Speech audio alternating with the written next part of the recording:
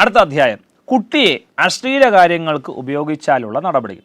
ഒരു കുട്ടിയെ പോണോഗ്രഫിക് കണ്ടന്റിന് വേണ്ടി അത്തരം കാര്യങ്ങൾക്ക് വേണ്ടി യൂസ് ചെയ്ത് കഴിഞ്ഞാൽ അതിനുള്ള നടപടികൾ പറയുന്നതാണ് മൂന്നാമത്തെ ചാപ്റ്റർ. സെക്ഷൻസ് 13, 14, 15 ആ 3 സെക്ഷൻസാണ് ഇത്തരം ആവശ്യങ്ങൾക്ക് വേണ്ടി ഒരു കുട്ടിയെ ഉപയോഗിച്ചാൽ കൊടുക്കുന്ന ശിക്ഷയെക്കുറിച്ച്, അല്ലെങ്കിൽ എന്തൊക്കെയാണ് നടപടി ചെയ്യാൻ പാടില്ലാത്ത നടപടികൾ എന്നെല്ലാം പറയുന്ന സെക്ഷനാണ് 13 മുതൽ 15 വരെ. ചാപ്റ്റർ 3 കുട്ടിയെ അശ്ലീല കാര്യങ്ങൾക്ക് പോണോഗ്രഫിക് ആവശ്യങ്ങൾക്ക് ഉപയോഗിച്ചാലുള്ള നടപടികൾ. അതിലാദ്യം സെക്ഷൻ 13 ലൈംഗിക സംതൃപ്തിക്കായി ഒരു കുട്ടിയെ അശ്ലീല കാര്യങ്ങൾക്ക് ഏതെങ്കിലും തരത്തിൽ മാധ്യമങ്ങളിൽ ഉപയോഗിച്ചാൽ അത് കുറ്റകരമാണ്. ലൈംഗിക സംതൃപ്തിക്ക് വേണ്ടി ഒരു കുട്ടിയെ അശ്ലീല കാര്യങ്ങളുമായി ബന്ധപ്പെട്ട എന്തെങ്കിലും പ്രവൃത്തികളിൽ മാധ്യമങ്ങളിൽ ഉപയോഗിച്ചു കഴിഞ്ഞാൽ അത് കുറ്റകരമാണ്. അല്ലാതെ ഒരു കുട്ടിയെ ആക്രമിച്ചു കഴിഞ്ഞാലോ ആവശ്യമല്ല സ്പർശിച്ചു കഴിഞ്ഞാലോ പലതരത്തിൽ ശല്യം ചെയ്തു കഴിഞ്ഞാലോ അതിൻ്റെ ശിക്ഷയൊക്കെ നമ്മൾ പറഞ്ഞു, ആ നടപടിയൊക്കെ പറഞ്ഞു. ഇത് പോണോഗ്രഫിക് കണ്ടന്റിന് വേണ്ടി അല്ലാതെ തന്നെ പലതരത്തിലുള്ള പോണോഗ്രഫിക് കണ്ടന്റ് ഉണ്ട്. അതിൽ കുട്ടികളെ എങ്ങാനും ഉൾപ്പെടുത്തി മാധ്യമങ്ങളിൽ പ്രചരിപ്പിക്കാൻ യൂസ് ചെയ്ത് കഴിഞ്ഞാൽ അത് സെക്ഷൻ 13 പ്രകാരം കുറ്റകൃത്യമാണ്. ലൈംഗിക സംതൃപ്തിക്കായി ഒരു കുട്ടിയെ അശ്ലീല കാര്യങ്ങൾക്ക് ഏതെങ്കിലും തരത്തിൽ മാധ്യമങ്ങളിൽ ഉപയോഗിച്ചാൽ അത് കുറ്റകരമാണ് എന്ന് പറയുന്ന സെക്ഷൻ 13. ഇപ്പോൾ പോണോഗ്രഫിക് കണ്ടന്റ് അശ്ലീല വസ്തുക്കൾ അത്തരം സാമഗ്രികൾ ഒരിക്കലും കുട്ടികൾ ഉൾപ്പെടാൻ പാടില്ല. ഉൾപ്പെട്ട് കഴിഞ്ഞാൽ അത് നടപടി നേരിടേണ്ട കുറ്റകൃത്യമാണ്. അതിൻ്റെ ശിക്ഷയെക്കുറിച്ച് പറയുന്ന തൊട്ട് താഴത്തെ സെക്ഷനിൽ പറഞ്ഞു. സെക്ഷൻ 14 അതിൻ്റെ കുറ്റകൃത്യം പറയുന്നത്. സെക്ഷൻ 13 പ്രകാരമുള്ള കുറ്റങ്ങൾക്ക് 5 വർഷം വരെ തടവും പിഴയും ലഭിക്കും. സെക്ഷൻ 3 പ്രകാരം ഒരു കുട്ടിയെ അശ്ലീല കാര്യങ്ങൾക്ക് ഉപയോഗിച്ചാൽ പോണോഗ്രഫിക് കണ്ടന്റിന് വേണ്ടി ഉപയോഗിച്ച് മാധ്യമങ്ങൾ പ്രചരിപ്പിക്കാൻ ഉപയോഗിച്ചു കഴിഞ്ഞാൽ 5 വർഷം വരെ തടവും പിഴയുമാണ് കിട്ടുന്നത്. ഇനി കുറ്റമെങ്ങാനും വീണ്ടും ആവർത്തിച്ചാലോ ആ ശിക്ഷ പിന്നീട് ഓരോ തവണയും 7 വർഷം വരെ തടവും പിഴയും ലഭിക്കും എന്ന് പറയുന്ന സെക്ഷനാണ് സെക്ഷൻ 14(1). 14ാമത്തെ സെക്ഷനിലെ 1ാമത്തെ സബ് ക്ലോസിൽ പറഞ്ഞത് ഒരു കുട്ടിയെ അശ്ലീല കാര്യങ്ങൾക്ക് ഉപയോഗിച്ച് മാധ്യമങ്ങൾ പ്രചരിപ്പിച്ചു കഴിഞ്ഞാൽ അതിന് കിട്ടുന്നത് 5 വർഷം വരെ തടവും പിഴ ശിക്ഷയും ലഭിക്കും. കൂടാതെ ആ കുറ്റമെങ്ങാനും വീണ്ടും ആവർത്തിച്ചു കഴിഞ്ഞാൽ ഈ 5 വർഷമല്ല, 2ാം തവണ തൊട്ട് 5 വർഷമല്ല കിട്ടുന്നത്, പിന്നെ ഓരോ തവണയും 7 വർഷം വരെ തടവും പിഴയുമാണ് ലഭിക്കുന്നത് എന്ന് പറയുന്ന സെക്ഷൻ 14(1). അതുകൂടാതെ എക്സ്ട്രാ പറയുന്നൊരു ശിക്ഷ കൂടിയുണ്ട്. സെക്ഷൻ 14(2). 14ാമത്തെ സെക്ഷനിലെ 2ാമത്തെ സബ് ക്ലോസ് ആണ്. അശ്ലീല കാര്യങ്ങൾക്ക് ഒരു കുട്ടിയെ ഉപയോഗിക്കുന്നവർ നേരിട്ട് അത്തരം പ്രവർത്തികളിൽ പങ്കെടുക്കുകയും അശ്ലീല കാര്യങ്ങളിൽ ആ പ്രവർത്തികൾ പങ്കെടുക്കുകയും അതോടൊപ്പം സെക്ഷൻ 3, 5, 7, 9 എന്നിവയിൽ പരാമർശിക്കുന്ന ഏതെങ്കിലും കുറ്റകൃത്യങ്ങൾ കൂടി ചെയ്തു കഴിഞ്ഞാൽ അപ്പം ഒരു കുട്ടിയെ അശ്ലീല കാര്യങ്ങൾക്ക് ഉപയോഗിക്കാൻ പാടില്ല എന്ന് പറഞ്ഞ സെക്ഷൻ 13 ആ പാടില്ല എന്ന് സെക്ഷൻ 13 പറഞ്ഞ ആ പ്രവൃത്തി ചെയ്തിട്ട് അതിനോടൊപ്പം എക്സ്ട്രാ എന്താണ് നമ്മൾ ഇതിനു മുന്നേ പറഞ്ഞ സെക്ഷൻ 3 പറഞ്ഞൊരു കുറ്റകൃത്യം പെനിട്രേറ്റീവ് സെക്ഷൽ അസോൾട്ട്, സെക്ഷൻ 5 പറഞ്ഞ aggravated penetrative sexual assault, section 7 പറഞ്ഞ സെക്ഷൽ അസോൾട്ട് അല്ലെങ്കിൽ ആവശ്യമില്ലാതെ സ്പർശിക്കൽ, അല്ലെങ്കിൽ സെക്ഷൻ 9 പറഞ്ഞ അഗ്രവേറ്റഡ് സെക്ഷൽ അസോൾട്ട് എന്നീ കുറ്റകൃത്യങ്ങൾ എങ്ങാനും ചെയ്തു കഴിഞ്ഞാൽ ആദ്യം എന്താണ് ചെയ്തത്? കുട്ടി അശ്ലീല കാര്യങ്ങൾക്ക് ഉപയോഗിച്ചു. അതിൻ്റെ ശിക്ഷയായ സെക്ഷൻ 14(1) പരാമർശിക്കുന്ന ശിക്ഷയോടൊപ്പം അതിന് പുറമേ 4ലും 6ലും 8ലും 10ലും പറഞ്ഞിരിക്കുന്ന ശിക്ഷ കൂടി ലഭിക്കുന്നതാണ് എന്ന് പറയുന്ന സെക്ഷനാണ് 14(2). ആവശ്യമില്ലാതെ ഒരു കുട്ടിയെ അശ്ലീല കാര്യങ്ങൾക്ക് പോണോഗ്രഫിക് കണ്ടന്റിൽ ഉൾപ്പെടുത്തി കഴിഞ്ഞാൽ 5 വർഷം വരെ തടവ്, ആവർത്തിച്ചു കഴിഞ്ഞാൽ 7 വർഷം വരെ തടവും പിഴയും ലഭിക്കുമെന്ന് പറഞ്ഞു. ആ കുറ്റകൃത്യം ചെയ്തു കഴിഞ്ഞാൽ ആ ശിക്ഷ ലഭിക്കുന്നുണ്ട്. ആ കുറ്റകൃത്യത്തിനൊപ്പം നേരത്തെ നമ്മൾ പറഞ്ഞ സെക്ഷൻ 3, 5, 7, 9 ആ പറഞ്ഞ ഏതെങ്കിലും കുറ്റകൃത്യം കൂടി ചെയ്താൽ ഈ 5 വർഷം അല്ലെങ്കിൽ 7 വർഷം തടവും കിട്ടും. കൂടാതെ എന്തും കൂടി കിട്ടും? സെക്ഷൻ 4 പറഞ്ഞ 10 വർഷം മുതൽ ജീവപര്യന്തം തടവ്, അല്ലെങ്കിൽ 16 വയസ്സിന് താഴെ പ്രായമുള്ള കുട്ടി ആക്രമിക്കപ്പെട്ടാൽ 20 വർഷം മുതൽ ജീവപര്യന്തം വരെ തടവ്, 12 വയസ്സിന് താഴെ പ്രായമുള്ള കുട്ടിയാണെങ്കിലോ അല്ലെങ്കിൽ ഉത്തരവാദിത്തപ്പെട്ട സ്ഥാനത്തിരിക്കുന്ന വ്യക്തികൾ ആരെങ്കിലും ആക്രമിച്ചാൽ 20 വർഷം മുതൽ ജീവപര്യന്തം തടവ് അല്ലെങ്കിൽ വധശിക്ഷ ലഭിക്കുന്നതാണ്. ആവശ്യമില്ലാതെ സ്പർശിച്ചാൽ 3 വർഷം മുതൽ 5 വർഷം വരെ തടവ്, സ്പർശിക്കുന്ന ഉത്തരവാദിത്തപ്പെട്ട സ്ഥാനത്തിരിക്കുന്ന വ്യക്തിയാണെങ്കിൽ 5 വർഷം മുതൽ 7 വർഷം വരെ തടവ് എന്ന എക്സ്ട്രാ ശിക്ഷയും കൂടി ലഭിക്കും എന്ന് പറയുന്ന സെക്ഷനാണ് സെക്ഷൻ 14(2). അപ്പോൾ 2 കുറ്റകൃത്യങ്ങളാണ് അവിടെ സംഭവിക്കുന്നത്. പോണോഗ്രഫിക് കണ്ടന്റ് അശ്ലീല കാര്യങ്ങൾക്ക് ഉപയോഗിക്കുന്നു, അതിന്റെ ശിക്ഷ കിട്ടും. അതിന് പുറമെ എന്നും കൂടി കിട്ടും ഈ പീഡിപ്പിക്കുന്ന ഈ 3, 5, 7, 9 ആ പ്രവർത്തികൾ ചെയ്ത് അതിന്റെ ശിക്ഷയും കൂടി എക്സ്ട്രാ ലഭിക്കും എന്ന് പറയുന്ന സെക്ഷനാണ് 14(2). അപ്പം അശ്ലീല കാര്യങ്ങൾക്ക് ഉപയോഗിക്കാൻ പാടില്ല എന്ന് പറഞ്ഞ സെക്ഷൻ 13 അതിന്റെ ശിക്ഷ 14(1) പറഞ്ഞു. എക്സ്ട്രാ കുറ്റകൃത്യം ചെയ്താൽ അതിന്റെ ശിക്ഷയും കൂടി ലഭിക്കും എന്ന് സെക്ഷൻ 14(2) പറയുന്നു. അതിനോടൊപ്പം ഈ കണ്ടന്റുമായി ബന്ധപ്പെട്ട മറ്റ് ചില കുറ്റകൃത്യങ്ങൾ അല്ലെങ്കിൽ മറ്റ് ചില ശിക്ഷാ നടപടികൾ കൂടി പറയുന്നുണ്ട്. അത് സെക്ഷൻ 15-നകത്താണ്. 3 സബ് ക്ലോസിലായിട്ടാണ് ഇത് പറയുന്നത്. ആദ്യം സെക്ഷൻ 15(1), 15ാമത്തെ സെക്ഷനിൽ 1ാമത്തെ സബ് ക്ലോസ്. പോണോഗ്രഫിക് കണ്ടന്റ് അശ്ലീല കാര്യങ്ങൾക്ക് കുട്ടി ഉപയോഗിക്കാൻ പാടില്ല എന്ന നടപടിയും ശിക്ഷയാണ് പറഞ്ഞത്. ഇനി അതിന്റെ തുടർ നടപടിയാണ് കുട്ടികൾ ഉൾപ്പെടുന്ന അശ്ലീല സാമഗ്രികൾ നശിപ്പിക്കാനോ അതോറിറ്റികൾക്ക് റിപ്പോർട്ട് ചെയ്യാനോ തയ്യാറാകാതെ കൈമാറ്റം ചെയ്യാൻ സൂക്ഷിച്ചാൽ, അത്തരം കാര്യങ്ങൾക്ക് കുട്ടിയെ ഉപയോഗിച്ചാൽ ഉള്ള ശിക്ഷ പറഞ്ഞു കഴിഞ്ഞു. അങ്ങനെ ക്രിയേറ്റ് ചെയ്യപ്പെട്ട കണ്ടന്റുകൾ, അങ്ങനെ ഉണ്ടാക്കപ്പെട്ട കുട്ടികൾ ഉൾപ്പെടുന്ന ആ സാമഗ്രികൾ നമ്മുടെ കയ്യിൽ, ഏതൊരു ഇന്ത്യൻ പൗരന്റെ കയ്യിലെങ്ങാനും ഉണ്ടായിക്കഴിഞ്ഞാൽ അതിൻ്റെ ശിക്ഷയാണ് പറഞ്ഞത്. അങ്ങനെ കുട്ടികൾ ഉൾപ്പെടുന്ന അശ്ലീല സാമഗ്രികൾ നശിപ്പിക്കാനോ അതോറിറ്റിക്ക് റിപ്പോർട്ട് ചെയ്യാനോ തയ്യാറാകാതെ കിട്ടിക്കഴിഞ്ഞാൽ ഒന്നുകിൽ ഉടനെ നശിപ്പിച്ച് കളയണം, അല്ലെങ്കിൽ എന്താണ് വേണ്ടപ്പെട്ട പോലീസിനെ ബന്ധപ്പെട്ടവരെ അറിയിക്കണം. അതെങ്ങാനും ചെയ്യാതെ കൈമാറ്റം ചെയ്യാനായി സൂക്ഷിച്ചു കഴിഞ്ഞാൽ 5000 രൂപയിൽ കുറയാത്ത പിഴ ശിക്ഷകൾ, മിനിമം 5000 രൂപ പിഴ ശിക്ഷ കിട്ടും. കുറ്റമെങ്ങാനും വീണ്ടും ആവർത്തിച്ചാൽ 10000 രൂപയിൽ കുറയാത്ത പിഴ ശിക്ഷ ലഭിക്കും എന്ന് പറയുന്ന സെക്ഷനാണ് 15(1). ഓക്കെ, അപ്പോൾ കുട്ടികളെ ഉപയോഗിക്കാനും പാടില്ല, അങ്ങനെ ഉപയോഗിച്ച് ക്രിയേറ്റ് ചെയ്ത കണ്ടന്റുകൾ നമ്മുടെ കൈവശം ഉണ്ടാകാനും പാടില്ല. ഉണ്ടായിക്കഴിഞ്ഞാൽ, നമ്മുടെ കൈവശം കിട്ടിക്കഴിഞ്ഞാൽ, ഇപ്പം നമ്മളൊക്കെ ഈ ഗൂഗിൾ ക്രോമിലൊക്കെ എന്തെങ്കിലും സെർച്ച് ചെയ്യുമ്പോഴത്തേക്ക് ഒരു പോപ്പപ്പ് ഒക്കെ അല്ലേ, നമ്മൾ പ്രതീക്ഷിക്കാത്ത സൈറ്റൊക്കെ പെട്ടെന്ന് കയറി വരാറുണ്ട്. അങ്ങനെ പോപ്പപ്പിലൊക്കെ വന്ന് എന്തെങ്കിലും ഡൗൺലോഡ് ആയി ചിലപ്പോൾ നമ്മുടെ ഫോണിലോ അല്ലെങ്കിൽ മറ്റ് നമ്മുടെ സാമഗ്രികളിലോ ചിലപ്പോൾ ഉണ്ടായിരുന്നിരിക്കും. അങ്ങനെ നമ്മൾ കണ്ടു കഴിഞ്ഞാൽ അത് ഉടനെ ഡിലീറ്റ് ചെയ്യണം, അല്ലെങ്കിൽ ഇങ്ങനൊരു സൈറ്റിൽ നിന്ന് ഇങ്ങനെ കിട്ടിയെന്ന് പറഞ്ഞാൽ റിപ്പോർട്ട് ചെയ്യണം. അത് രണ്ടും ചെയ്യാതെ അത് അവിടെ തന്നെ കിടന്നു കഴിഞ്ഞാൽ, നമ്മൾ അറിയാതെ അവിടെ കിടന്നു കഴിഞ്ഞാലും അത് പിടിക്കപ്പെട്ട് കഴിഞ്ഞാൽ 5000 രൂപയിൽ കുറയാത്ത പിഴ ശിക്ഷ, കുറ്റമെങ്ങാനും വീണ്ടും ആവർത്തിച്ചു കഴിഞ്ഞാൽ 10000 രൂപയിൽ കുറയാത്ത പിഴ ശിക്ഷ ലഭിക്കും. ഓക്കെ, രണ്ടാമത്തെ കണ്ടീഷൻ സെക്ഷൻ 15(2) പറഞ്ഞു, കുട്ടികൾ ഉൾപ്പെടുന്ന അശ്ലീല സാമഗ്രികൾ റിപ്പോർട്ട് ചെയ്യാനോ കോടതിയിൽ തെളിവായി നൽകാനോ ഒഴികെ, ഓക്കെ, നേരത്തെ നമ്മൾ റിപ്പോർട്ട് ചെയ്യണമെന്ന് പറഞ്ഞല്ലേ, കിട്ടിക്കഴിഞ്ഞാൽ ഉടനെ ഡിലീറ്റ് ചെയ്യണം അല്ലെങ്കിൽ റിപ്പോർട്ട് ചെയ്യണം. ആ റിപ്പോർട്ട് ചെയ്യേണ്ട ആവശ്യത്തിനോ അല്ലെങ്കിൽ കോടതിയിൽ ഇങ്ങനെ സംഭവം നടന്നെന്ന് പറഞ്ഞാൽ ആ തെളിവായി നൽകുന്ന ആ സാഹചര്യത്തിനോ ഒഴികെ കൈമാറ്റം ചെയ്യാനായി മനഃപൂർവ്വം സൂക്ഷിച്ചാൽ ശിക്ഷ 3 വർഷം വരെ തടവോ പിഴയോ രണ്ടും കൂടി ലഭിക്കുന്നതാണ്. 3 വർഷം വരെ തടവ് ശിക്ഷയോ അല്ലെങ്കിൽ ചിലപ്പോൾ പിഴ ശിക്ഷയോ അല്ലെങ്കിൽ രണ്ടും കൂടി ലഭിക്കുന്നതാണ് എന്ന് പറയുന്ന സെക്ഷനാണ് സെക്ഷൻ 15(2). ഇപ്പോൾ കുട്ടികൾ ഉൾപ്പെടുന്ന അശ്ലീല സാമഗ്രികൾ, അത്തരം കണ്ടന്റുകൾ ഓക്കെ നമ്മുടെ കൈവശം വന്നു കഴിഞ്ഞാൽ ഉടനെ ഡിലീറ്റ് ചെയ്യണം, അല്ലെങ്കിൽ വേണ്ടപ്പെട്ടവർ റിപ്പോർട്ട് ചെയ്യണം. ഇത് രണ്ടും ചെയ്യാതെ നമ്മുടെ കയ്യിൽ അത് എപ്പോഴെങ്കിലും എവിടെന്നെങ്കിലും പിടിക്കപ്പെട്ട് കഴിഞ്ഞാൽ 5000 രൂപ പിഴ ശിക്ഷ. ഓക്കെ, അത് നമ്മൾ അറിയാതെ സംഭവിക്കുന്നതായിരിക്കും. അത് അറിയാതെ പോലെ നമ്മുടെ കൈവശം ഉണ്ടാകാൻ പാടില്ല. ഉണ്ടായിക്കഴിഞ്ഞാൽ അത് 5000 രൂപ പിഴ. ഓക്കെ, അറിഞ്ഞുകൊണ്ട് നമ്മളത് നമ്മുടെ ആവശ്യത്തിന് വേണ്ടി എങ്ങാനും നമ്മുടെ കൈവശം സൂക്ഷിച്ചു കഴിഞ്ഞാൽ, അല്ലെങ്കിൽ മറ്റാർക്ക് കൈമാറ്റം ചെയ്യാൻ സൂക്ഷിച്ചു കഴിഞ്ഞാൽ അതിന് 3 വർഷം വരെ തടവോ അല്ലെങ്കിൽ ചിലപ്പോൾ പിഴ ശിക്ഷ മാത്രമോ രണ്ടും കൂടി ലഭിക്കാവുന്നതാണ് എന്ന് പറയുന്ന സെക്ഷനാണ് സെക്ഷൻ 15(2). ഓക്കെ, ഇപ്പോൾ ഈ രണ്ട് സെക്ഷനെ തമ്മിൽ ചെറിയൊരു വ്യത്യാസമേ ഉള്ളൂ. നമ്മൾ മറ്റത് ആദ്യം പറഞ്ഞ പിഴത്തുക 5000 രൂപ പിഴത്തുക അറിയാതെ നമ്മുടെ കൈവശമുണ്ട് പിടിക്കപ്പെട്ട് കഴിഞ്ഞാലാണ്. ഇത് കൈമാറ്റം മനഃപൂർവ്വം സൂക്ഷിച്ചു, അപ്പോൾ കൈമാറ്റം ചെയ്തതിൻ്റെ എന്തെങ്കിലും തെളിവ് കിട്ടിയാലാണ് അത്തരം ശിക്ഷ പോകുന്നത്. അപ്പം അറിയാതെ വന്നു കഴിഞ്ഞാൽ 5000 രൂപ പിഴ, അറിഞ്ഞുകൊണ്ട് ട്രാൻസ്മിറ്റ് എന്നതാണ് കൈമാറ്റം ചെയ്യാൻ ഉപയോഗിച്ച് കഴിഞ്ഞാൽ, കൈമാറ്റം ചെയ്യാൻ സൂക്ഷിച്ചു കഴിഞ്ഞാൽ അതിന് 3 വർഷം വരെ തടവോ പിഴയോ രണ്ടും കൂടി ലഭിക്കാവുന്നതാണ്.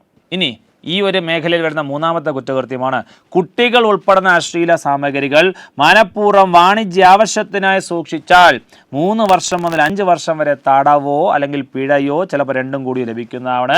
ചിലപ്പോൾ കുറ്റമെങ്ങാനും വീണ്ടും ആവർത്തിച്ചാൽ 5 വർഷം മുതൽ 7 വർഷം വരെ തടവും പിഴയും ലഭിക്കുന്നതാണ്. രണ്ടും കൂടി ഒരുമിച്ച് ലഭിക്കുന്നതാണ് എന്ന് പറയുന്ന സെക്ഷനാണ് സെക്ഷൻ 15(3). അപ്പം മനഃപൂർവ്വം കുട്ടികൾ ഉൾപ്പെടുന്ന അശ്ലീല സാമഗ്രികൾ മനഃപൂർവ്വം വാണിജ്യ ആവശ്യത്തിന് പ്രചരിപ്പിക്കാൻ സൂക്ഷിച്ചു കഴിഞ്ഞാൽ ഒന്നുകിൽ 3 വർഷം മുതൽ 5 വർഷം വരെ തടവോ അല്ലെങ്കിൽ ചിലപ്പോൾ പിഴയോ ചിലപ്പോൾ രണ്ടും കൂടി ലഭിക്കുന്നതാണ്. വീണ്ടും എങ്ങാനും ആവർത്തിച്ചു കഴിഞ്ഞാൽ ഉറപ്പായിട്ട് 5 വർഷം മുതൽ 7 വർഷം വരെ തടവും പിഴയും രണ്ടും ഒരുമിച്ച് ഉറപ്പായിട്ട് കിട്ടും എന്ന് പറയുന്ന സെക്ഷനാണ് 15(3).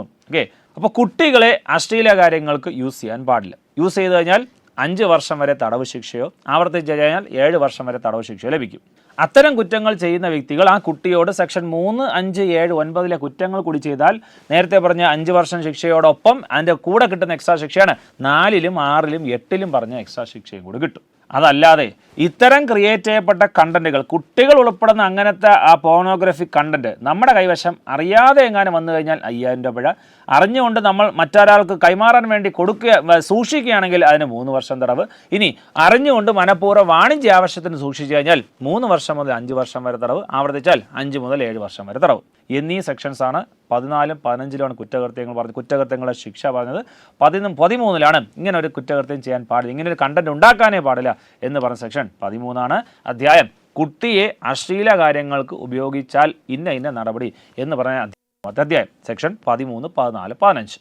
അടുത്ത അധ്യായം കുറ്റകൃത്യം ചെയ്യാൻ ശ്രമിക്കുകയോ പ്രേരിപ്പിച്ചാലോ ഉള്ള നടപടികൾ. ഓക്കെ, പോക്സോ ആക്ട് പ്രകാരമുള്ള കുറ്റകൃത്യങ്ങൾ ആരും ചെയ്യാൻ ശ്രമിക്കാനും പാടില്ല അല്ലേ. ചെയ്താലുള്ള ശിക്ഷകളൊക്കെ നമ്മൾ പറഞ്ഞു കഴിഞ്ഞു, ചെയ്യാൻ പാടില്ലാത്ത കാര്യങ്ങളൊക്കെ പറഞ്ഞു കഴിഞ്ഞു. ഇത്തരം ചെയ്യാൻ പാടില്ലാത്ത കാര്യങ്ങൾ ചെയ്യാൻ ശ്രമിക്കാനും പാടില്ല. അതല്ലാതെ പ്രേരിപ്പിക്കാനും പാടില്ല. ചെയ്യാൻ മറ്റൊരാൾക്ക് പ്രേരിപ്പിക്കുകയോ സഹായം നൽകുകയോ അതൊന്നും പാടില്ല. എന്നീ കാര്യങ്ങൾ പറയുന്ന അധ്യായമാണ് അധ്യായം 4. ഓക്കെ, കുറ്റകൃത്യം ചെയ്യാൻ ശ്രമിക്കുകയോ പ്രേരിപ്പിച്ചാലോ ഉള്ള നടപടികൾ. അധ്യായം 4 വകുപ്പുകൾ 16 മുതൽ 18, 16, 17, 18 എന്തൊക്കെ കാര്യങ്ങൾ ചെയ്യാൻ അല്ലെങ്കിൽ ഒരു കാര്യങ്ങളും പ്രേരിപ്പിക്കാനോ അല്ലെങ്കിൽ ശ്രമിക്കാനോ പാടില്ല. ചെയ്തു കഴിഞ്ഞാൽ അതിൻ്റെ ശിക്ഷ എല്ലാം ഇതിനകത്ത് പറയുന്നുണ്ട്. ആദ്യം സെക്ഷൻ 16 പറഞ്ഞ വ്യവസ്ഥ, ഈ നിയമപ്രകാരമുള്ള കുറ്റങ്ങളുടെ പ്രേരണയായി കണക്കാക്കപ്പെടുന്ന പ്രവർത്തികൾ. എന്തൊക്കെ പ്രവർത്തികളും പ്രേരണ എന്ന കാറ്റഗറിയിൽ ഉൾപ്പെടുത്തുന്നു. ഓക്കെ, നേരത്തെ ഇതുപോലെ സംഭവം നമ്മൾ പഠിച്ചായിരുന്നു.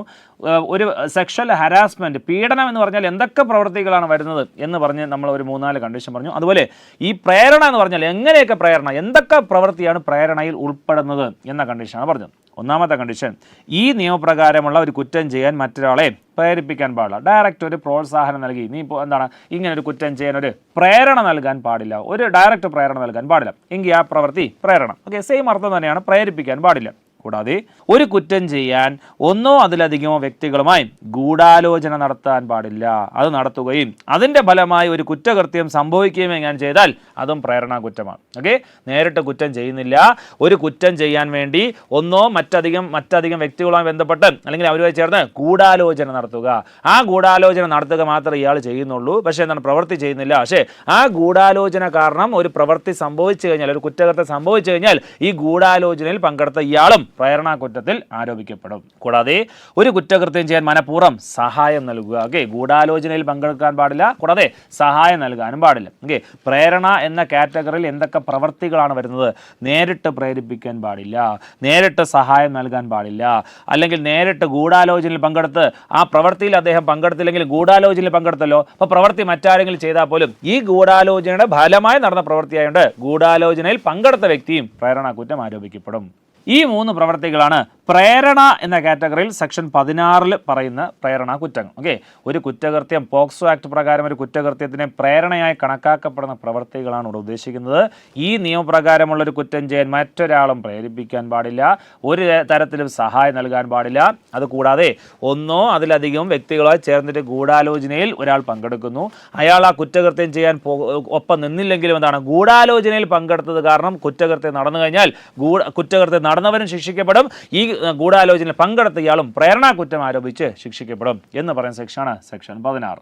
സെക്ഷൻ 16 പ്രവൃത്തിയുടെ ശിക്ഷ പറയുന്ന സെക്ഷൻ 17. ഓക്കെ, ഈ നിയമപ്രകാരമുള്ള ഒരു കുറ്റത്തിന് പ്രേരണ നൽകി, എങ്ങനെ?